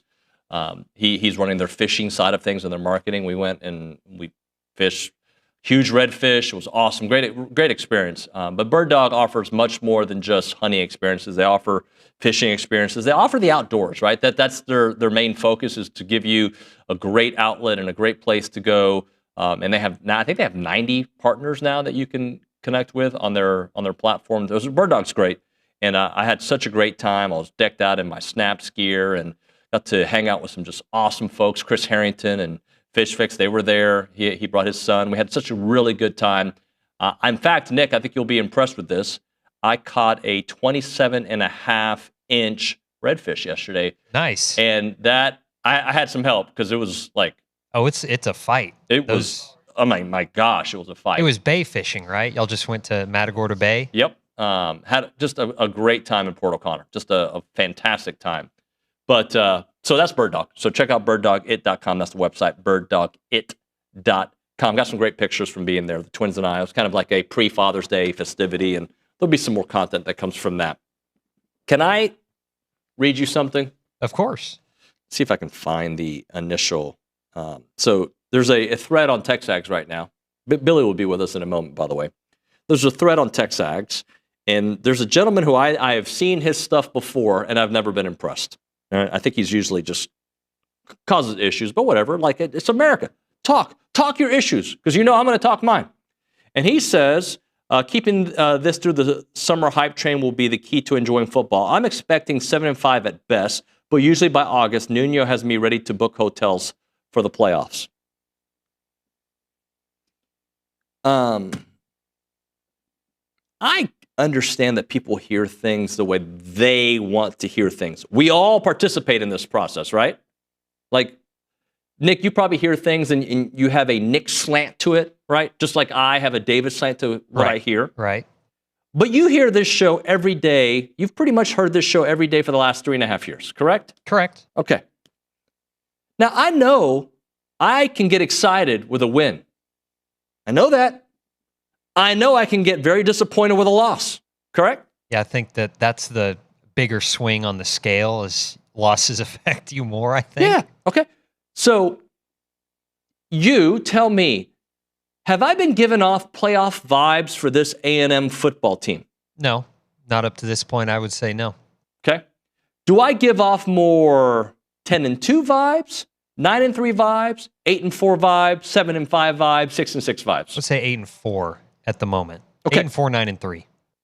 I'm actually more 7-5, 8-4 at the moment. Okay? Okay. That's where I, in my mind, but by the way, I haven't gone through the schedule because I don't like doing that. Like, this is a win, this is a loss, I can make an argument for 10-2 right now.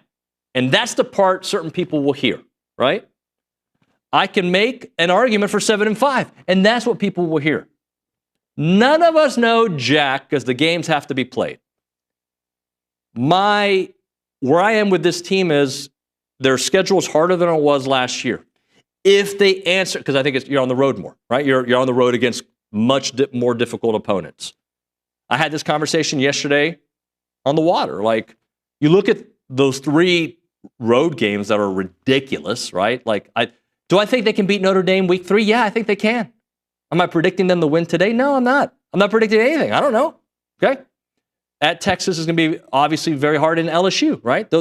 So you look at those 3, and then you think about some of the teams coming to Kyle Field, where I think A&M should win most of their games at Kyle Field. I recognize that, right? I think A&M should go to Missouri and throttle them like they did at Kyle, because I don't think Missouri is going to be great. I think Arkansas will be an interesting game, but I think they're significantly worse. But A&M hasn't played in Arkansas in forever. So I'm saying all this to you just as I try to figure out where I think we are.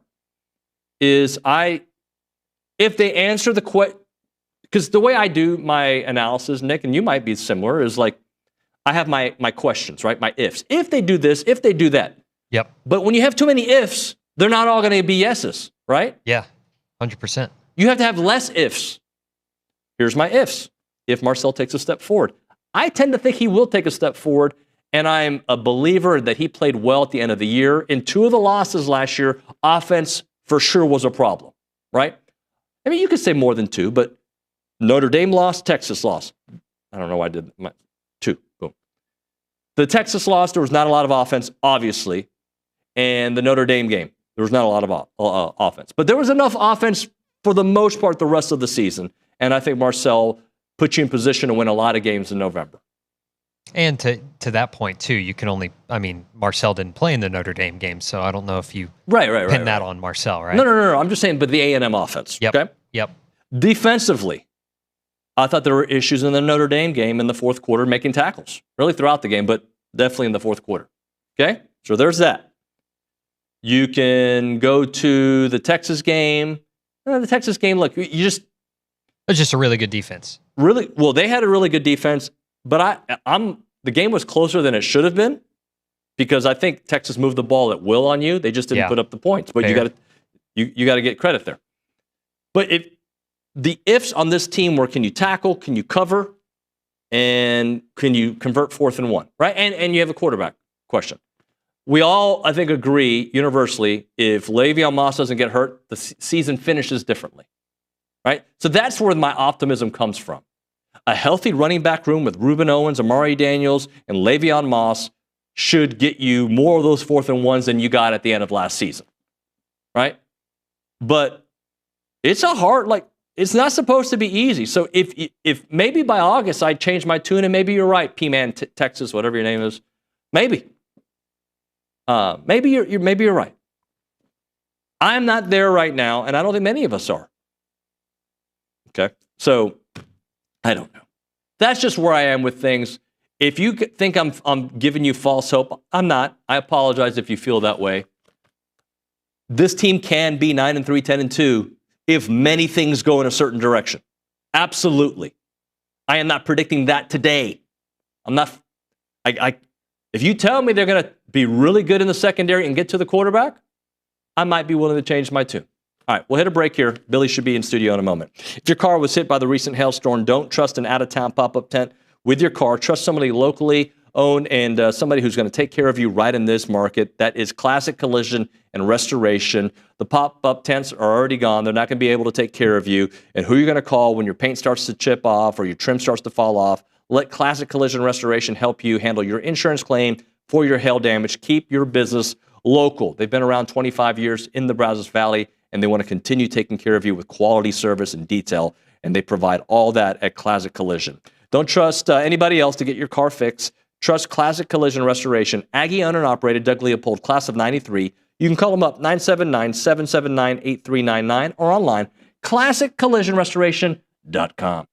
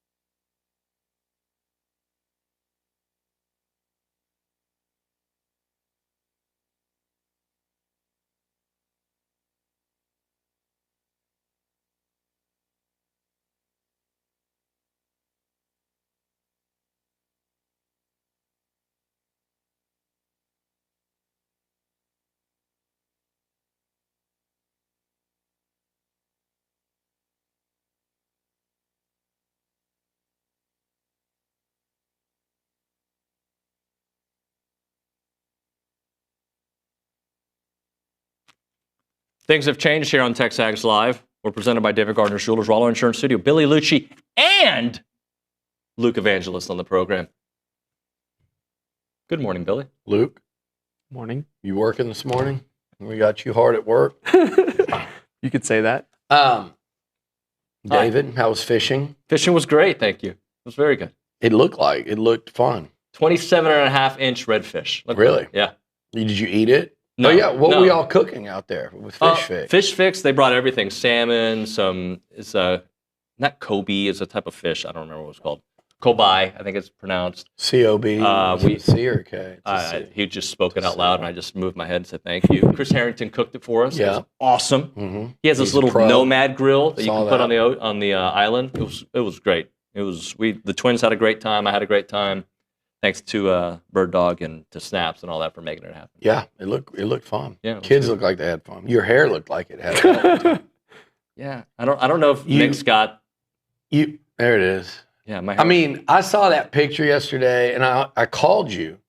It called me like at 11. It was 9:30, but yeah, 11. It was like midnight. It's like, so how could you call me at 1 a.m.? You know. I There you there go. at night. Look, there are the fish. No smile, Nuño. Yeah, I was angry. But that looked awesome, and the kids looked like they had a great time. I had no idea they were going to be fishing with Lyle. Love it, but must have been really cool for them. so can I say why though? And this is by the way. You like if this You think look? I'm giving you a hard time? That's really good. I like that look. Thank you. I do. You don't like that look though. No, I like it too. It just didn't look like you. It Yeah. looked not like I had to zoom in and go, "Is that Nuño?" Yeah, it's. So I had a hat, and we were going way too fast on the boat, and the hat flew off. So that was in the beginning. So I was hours looking at it. And that's my kids. Every like 12 seconds, I put my hand on the water, try to get my hair back down. And just the more you ride the boat, Sometimes, the more. yeah. Sometimes you just got to let it go. So I let it go. Let the salt water get in that. Let the sun lighten it up a little bit. I was a little disappointed that Bird Dog posted that picture, to be honest with you. That's what you'll hear from my attorneys. But it is what it is. Yeah. Anyway, Speaking of hair, shall we Luke talk a little bit Evangelist. about Pops and also Mackenzie and Baco? Hold on. Billy, your thoughts on Pops Isaac and Mackenzie and Baco? Pop Isaac. So Unless you're he's got a moving- Oh, brother. I'm at You're it. moving the S. Yeah. Unless we sign two Pops. No, just Um, Pop goes the weekend. Yeah, Pop Isaac. Look, I think this is an upgrade, a significant upgrade over Duke Miles, who they lost, who's a good player. You're getting a guy that averaged, in his career has averaged close to 16 a game. Mhm. He can really shoot. You saw Luke wrote about what he did against, you talk about that, what he did against A&M a couple times, but Texas Tech to Creighton was off to a great start, then had that injury. He is you look at all this talent, right? And there needed to be someone to be a facilitator to get these guys the ball. And, they've got Jakari Lane, and now they've got Pop Isaacs. You needed someone to be able to get the ball to Mackenzie Mbako, to Rylan Griffin, to all this talent they've assembled. And it's a lot of talent, man. I hear people, I want to talk in a second about what they've built in such a short time on the roster. But in terms of Isaacs, he's a dynamic scorer who can get his shot. Someone last night was telling me about him and comparing. He said he's got that Trae Young ability to just get his shot off and hit from a high percentage. He's just a tough guard. And one thing that someone else said too is he's a winner, and he wanted to there was a reason in this process that he didn't go to Ole Miss because he wanted to go play for a team they thought could win immediately. So the idea of him coming here is really interesting because, and same thing with Mbako coming back. These are guys that think they can win right now this year. And that's going to be tough, but putting together a roster was going to be tough. And they did that, and I think they've done it to a level that I don't think any of us expected. And I don't think it would even have been fair to expect them to, assemble this level of talent. Now, and by talent, I mean, in most cases, production. When they were adding some of these guys early that people were going, oh, well, they played at a smaller level, or they only played this many minutes, or at this school, they rarely played here. You took a 7-footer from Texas who was a freshman last year on a tournament team. Now he comes to A&M, he's got time to develop and be depth and play. And I think as they were getting those guys, I kept saying they're building a roster. Every single player will have a role on the roster. They started with one guy. They're close to being done. I think they've got one, maybe two more additions, and I think one of them in particular I'm pretty excited about, or I will be if they can get this guy. So, but adding that point guard and that type of player to the mix, I think takes my hopes up a whole nother level, because there's so much talent on the floor, and you got to get the ball to those guys, especially if you're going to be playing up tempo like we know Bucky's going to do. There's got to be someone that can play at that pace and distribute and get everybody involved, because there's too much talent there. But you look at Luke, you have fun with some potential starting lineups, man, and it's like, wow. And there's a couple guys that I feel like, Rylan Griffin, Mbako, and now Isaacs are going to be guys you talk about. And then they added some other really nice pieces. Remember how fired up we were about the interior presence of like Federico. You could have some real fun with a starting 5, 6th man, and bench at this point. Yeah. Man, I could see where this could work. The hard part for any coaching staff ever in year one is making all that mix into a, cohesive on-court unit.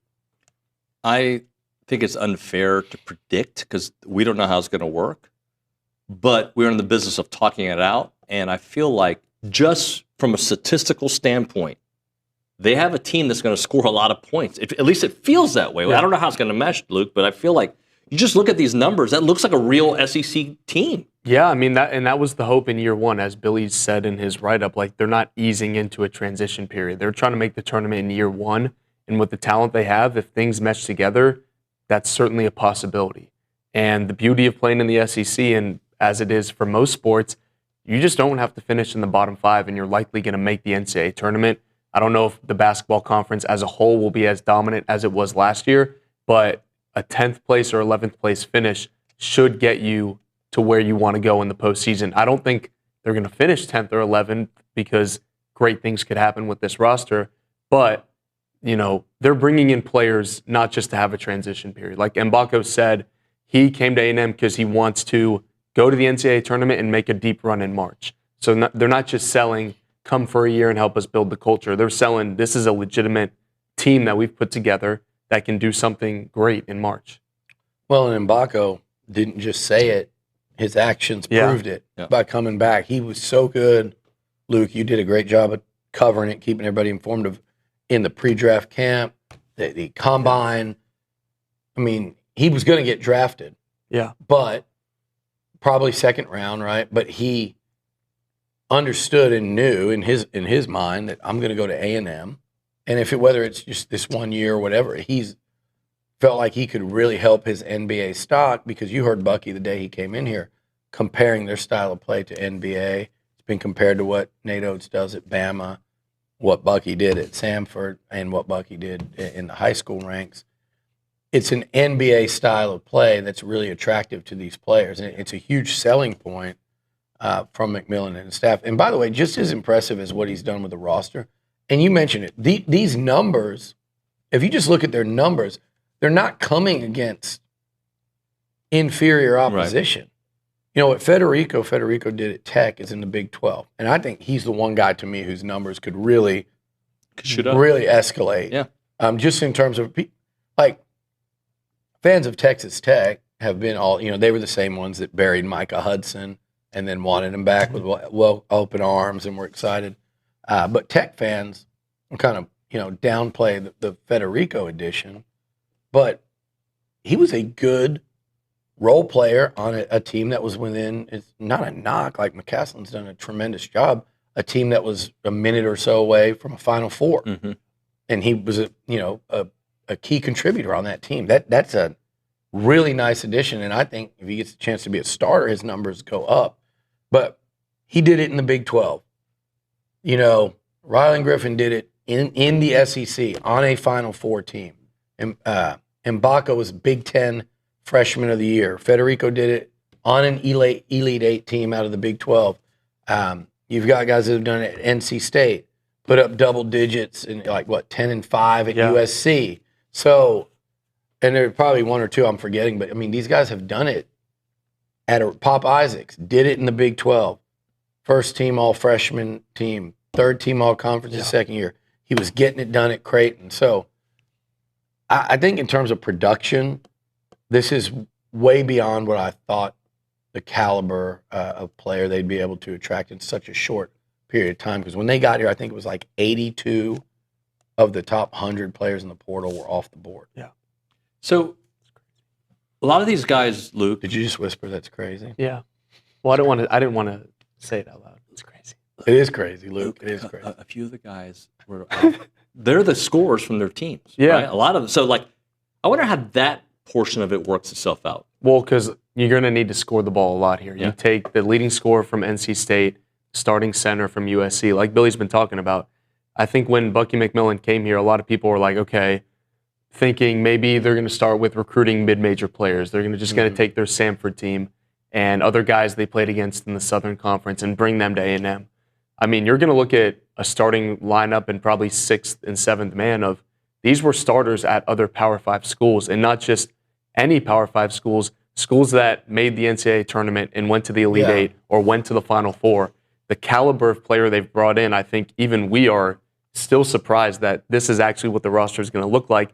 This is what it would probably look like in year 2 or 3. So the fact that it looks like this now with no proof of concept in the SEC is just a testament to what Bucky and his staff have done. And you got to understand, and this is one thing we don't talk about enough because it's kind of been like a slow drip, one addition, two addition, the staff that he's put together. Mm-hmm. And yes, Luke, what you said is exactly true. There were a lot of people, even that cover A&M, that openly were stating, they're going to go get 4 or 5 guys from Samford. Mm-hmm. I think maybe there would have been one, that went to USC that probably would have, had he not gone there, would be on this team.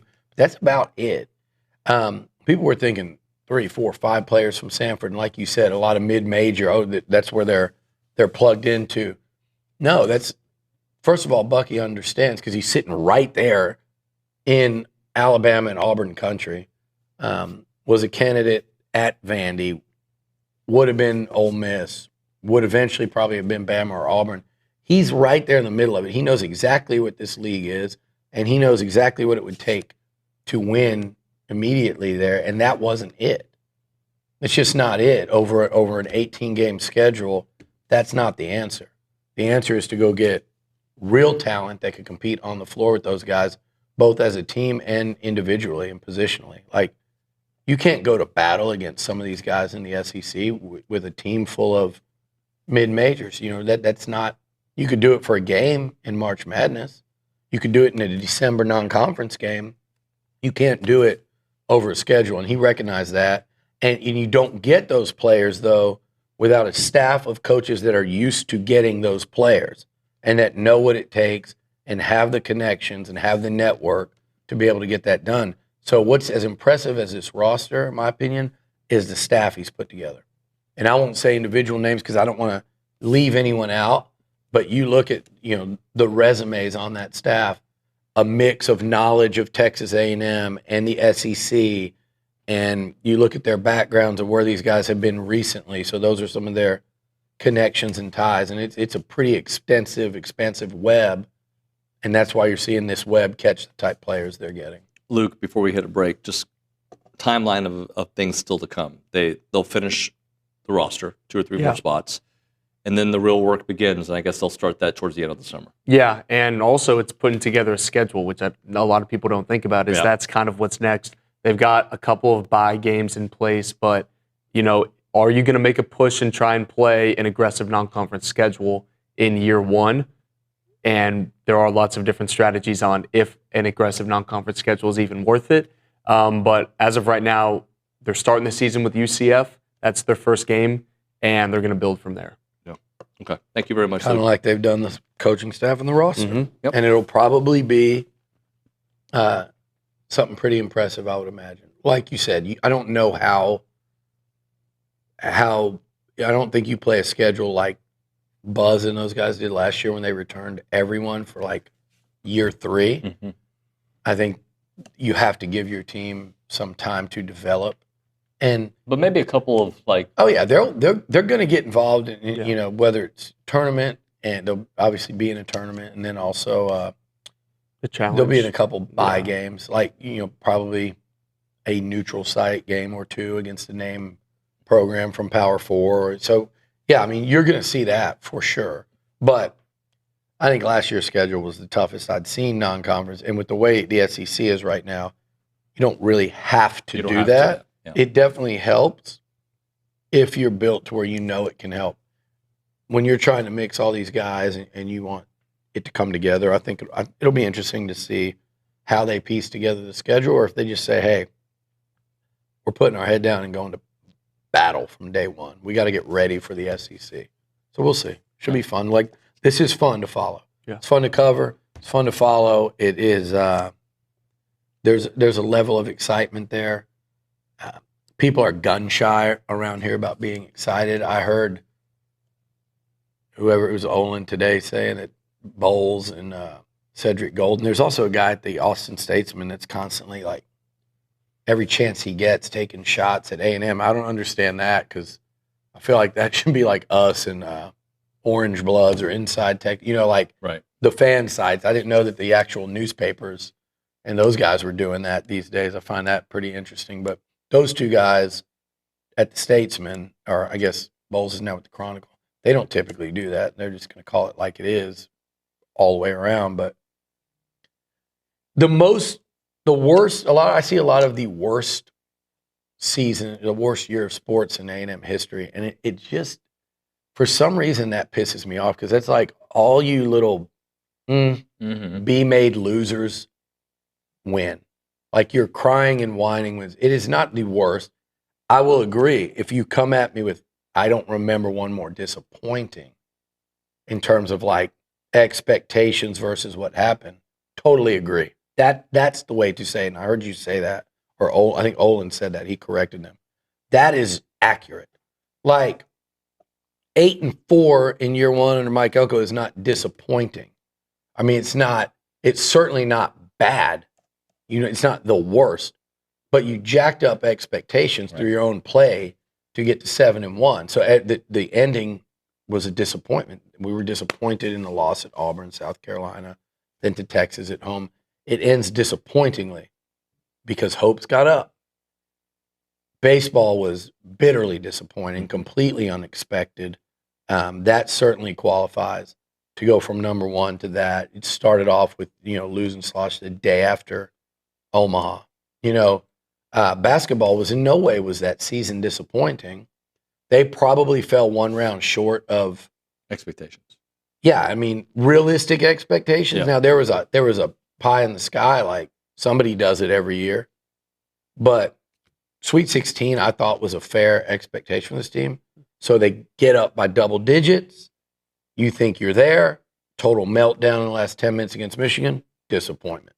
So disappointing ends of the season. Softball, incredible season. One of the best conference in regular seasons they've ever had. Incredible disappointment against Liberty. Just, tripped, stumbled, fell unexpectedly way before you thought the finish line was going to be, which was going to be in OKC. So a ton of disappointment. But to say these teams at A&M Sports have been bad this year, it's actually completely false. Baseball, the final resume is bad. They didn't get in. Yeah.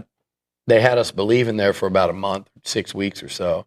But other than that, like, these teams were good, solid, in softball's case, great teams. But man, it was a season of disappointment, not the other way around. So I'm tired. I know you want to go to break, but screw it. I'm tired of we suck, we're terrible. I saw someone doing that with golf yesterday. Disappointing. They were in a great position to reach the match play. They came in ranked 11th. They finished 11th. That's 11 out of every team that plays golf. They don't suck. It was disappointing, though, because it looked Right. going into yesterday, like we're going to get into Promising. match play. Yeah. There's a difference. All right. We'll come back with a little baseball with you. Yeah. All right. Thank you, Luke. Ground shuttle time. They offer frequent and reliable shuttles from Bryan College Station to George Bush Intercontinental Airport. When you're going to Bush, you know how hard it is to park there, the traffic, the construction. It just makes it you don't want to deal with that. You want to deal with folks that will just get you there, right? And that's what Ground Shuttle does. You can enjoy the ride, catch up on work emails, read a book. You can just sleep. You can relax and get there in style comfortably. They are right next to Casa de Brazil, and they have 9 shuttle times on the weekdays every hour and a half and 5 shuttle times on the weekends every 2.5 hours. And they can go anywhere, right? But they'll get you to Bush. And if you want to get their charter service, they'll book one anywhere in Texas, door-to-door service.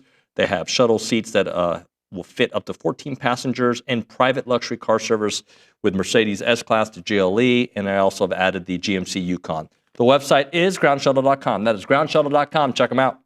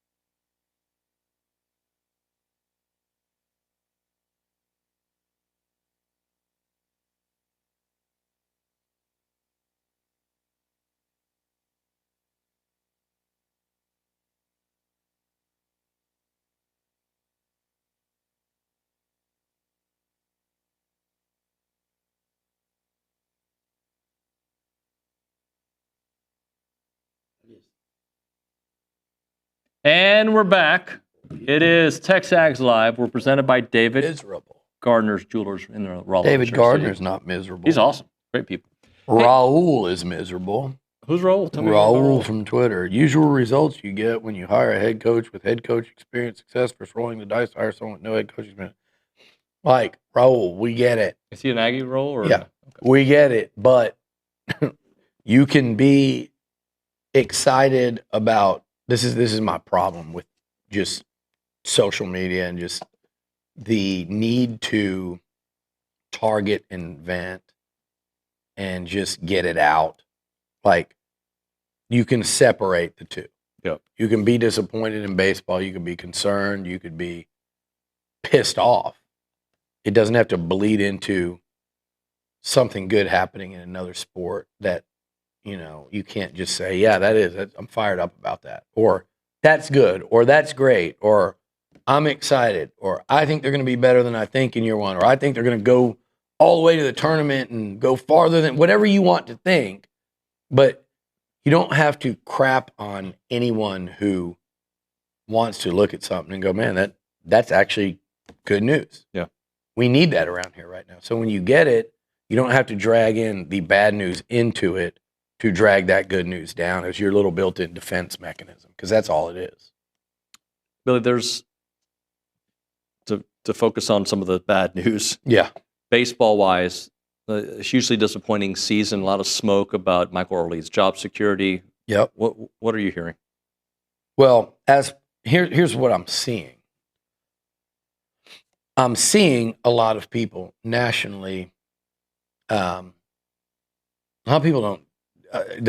They're seeing reports from like credible sides to me, like D1 baseball and Kendall, and then they're taking that to a whole nother level, and it's like they tried to go Johnny Topper. up. Yeah, Johnny Topper. I don't know. But they were trying to go above and beyond what the last person said, and then that next person does it, and they're all tripping over themselves trying to get breaking news on a coaching change at A&M. And I've had a million vultures text or call me, hey, what are you hearing? What are you hearing? And here's the thing. I think it's gotten so far down the road now in terms of the agent world's talking, the baseball world's talking. And when that happens, if you're not really privy to what's going on right here, right now in College Station, and you're trying to cover an entire conference or the entire sport, you're getting it from the wrong places if you're just doing agents and search firms and just baseball. Like Bronny and I talk several times a day, every day, and he's hearing from this scout here or that scout there. And I try to remind him, remember how wrong they were about so much last year, and then remember the ones that were right about it. So maybe stick to the ones that were right, leading up to the sloshing and start to weed out the ones that were just spewing. There's a lot of people that every day that changes. It's early staying, it's early going. It's this coach, it's that coach, it's O'Connor, it's Vaughn, it's Vitello, it's O'Sullivan, it's Skip Johnson. And a lot of these, even when the names are said, I know it's not true. So here's where it's at. Trev Alberts, I think you'd be naive and you'd be being disingenuous to act like there's no activity beneath the surface. But that doesn't mean that change and decision has been made and a change is done. I don't believe that right now. I think Trev is probably going to meet with Michael Early when he gets back from Destin, would be my guess, my educated guess, would be that those two will sit down. And I think there's a lot that goes into this decision. I do think it's clear that there's a decision kind of needs to be made, but that decision could be to stick with Mike Early. That decision could be to go in a different direction. But I think part of that decision is going to require him to sit down with Early and hear about, okay, how does this look moving forward, and why did what happened last year happen? Explain it let's go through this. I want to talk about it. I want to hear about it. Like, this happened because why? How do we fix this? How do we fix this? What in the hell happened at Missouri? And go through that. Why did it take so long to get it going? Okay, well, here's this, that, this, and the other thing. Okay, well, what about, like, I think that real conversation needs to be had. Then you factor that in and you make the decision. And I think right now where people nationally are getting all this, because I do believe a decision has not been made, will be soon. You know, I don't know what people's definition of soon is. I don't expect today, tomorrow, maybe over the weekend. Relatively soon.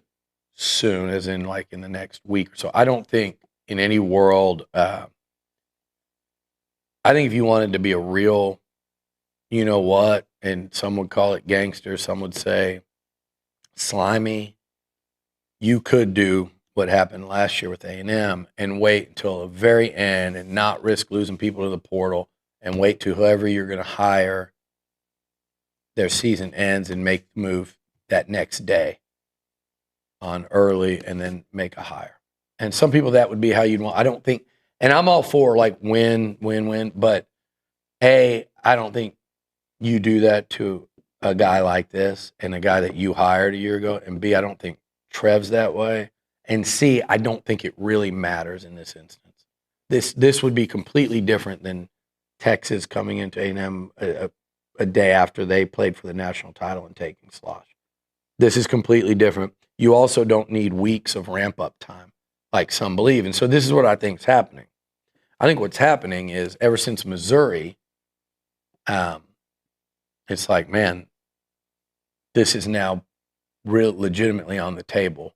What are we going to do? We have a decision to make. That, I think Missouri was so shocking, and I think everybody was kind of like, look, this team has really turned it around. They're going to get to the postseason. Let's see how far they go, because they're going to be a threat when they get there too. Boom. Wait a second, they lost Friday night? Oh, wait, they got beat badly on Saturday, and even worse, they just got swept? What? That kicked that thing into gear, and it doesn't happen with the snap of a finger. You don't have a meeting with a coach and then all of a sudden like, hey, guys, sorry I'm late, but we're in the market. No, there's a build-up period. There's a lot of behind-the-scenes stuff that goes on, and that behind-the-scenes stuff does not mean you have to make the change. It means that you're preparing in case you do. And that's where all this stuff has gotten out, and that's where it's all nationally. And, you know, most people subscribe to where there's smoke, there's fire, and I do too, except there is, I still think, because I believe Trev Alberts is making this decision. I truly do. So I think we're waiting for him to kind of sit down with Early, kind of do a postmortem on the season, and then take that into account with everything else. And by the way, this tire kicking stuff, what it essentially is finding out what's out there, who you legitimately think, if you're going to make a change, who do you legit think you can actually get?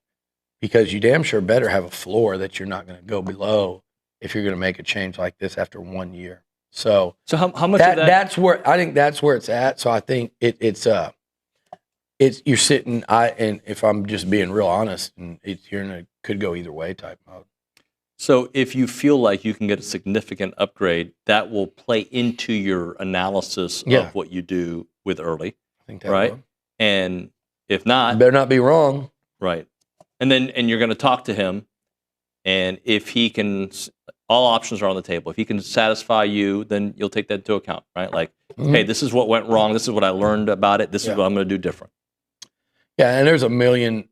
I mean, we could. Oh God, I mean, I went to Happy Birthday Amber. Went to Amber's surprise party, and by the way, I'm wearing this hat because Hudson Westbrook did an awesome job. You'll probably like him, young country artist. He played here at Troubadour Fest last weekend, but didn't only just do the private show, but then did like everybody's doing karaoke afterwards, like that was at the party. Yeah, and him and his band came up, and they start doing karaoke, and then they get on the piano, and that went till probably, I don't know, 3 a.m. So you talk about like going above and beyond. Yeah.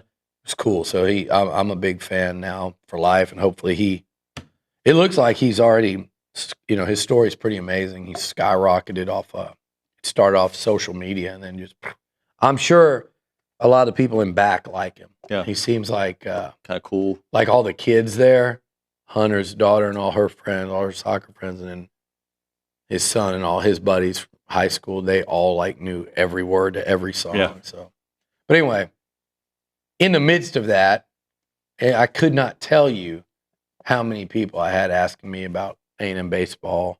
Would there be a change? The job.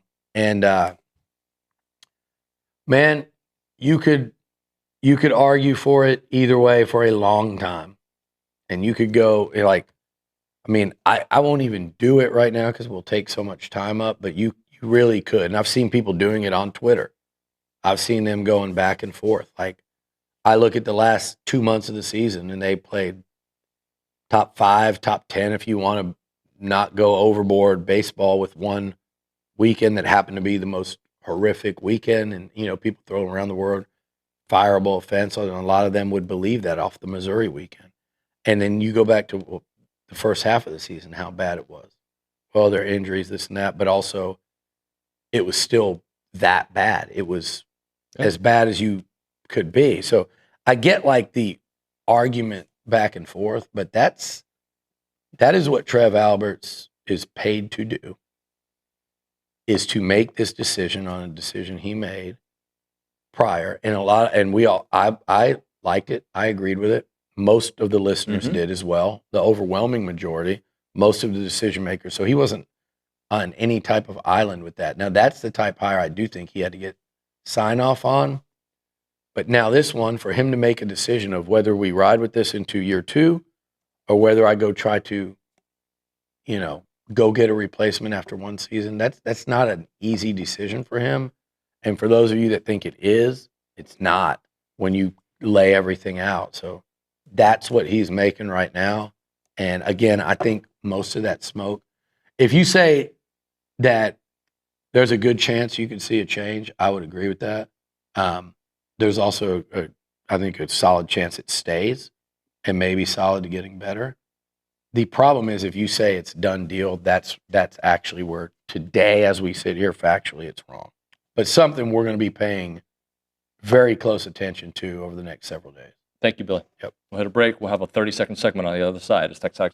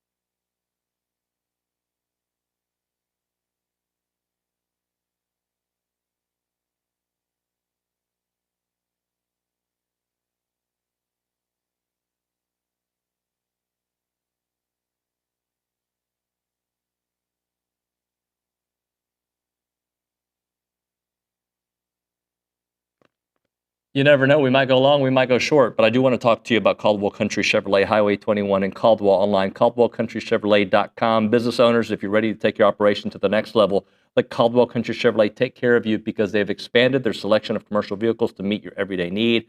From service body trucks to heavy-duty flatbeds and medium-duty trucks that can handle those tough jobs, they are the place to take care of you. They are also a newly designated business elite dealer. They understand what it takes to keep your company moving forward. They believe in supporting local businesses, just like they support Aggie athletics. It's about a 15-minute drive, the edge of Bryan to the beginnings of Caldwell. Short conversation away, but you'll see the difference when you step on a lot of new business with the great people at Caldwell Country Chevrolet. Highway 21 in Caldwell, online, caldwellcountrychevrolet.com. You were talking about Hudson Westbrook at the break. Have you listened to the new Morgan Wallen album? Yeah. It's really good. Very good. I liked it. I like it a lot. These 37-track album, I don't. Oh, you don't have a mic on, so it doesn't matter. Never mind. Hey, he really liked it. That's exactly the truth. He liked Thursday. it. Thursday. Billy will be back in studio on Thursday, and I'm sure we'll have a lot to talk about from the SEC spring meetings and the good times there. All right, so tomorrow on the program, what I can tell you is Trisha Ford will be in studio. I can also tell you that Jason Howell, even though he doesn't know, will do Recruiting Country tomorrow morning. I'm going to tell him that here in a few minutes. If he's listening, he'll text me and be like, cool. Or he'll tell me I can't. Either way, it'll be Jason Howell, Trisha Ford. Anything else, Nick, that you can think of on a Wednesday that we have on the program? Because I think that's pretty much what we have John said. Harris, Kendall Rogers, Recruiting Country. Maybe we'll have Kendall Rogers. Maybe we'll have John Harris. Okay, cool. Good stuff. All right, that's going to do it for TexAgs Live on a Tuesday. We'll see you mañana.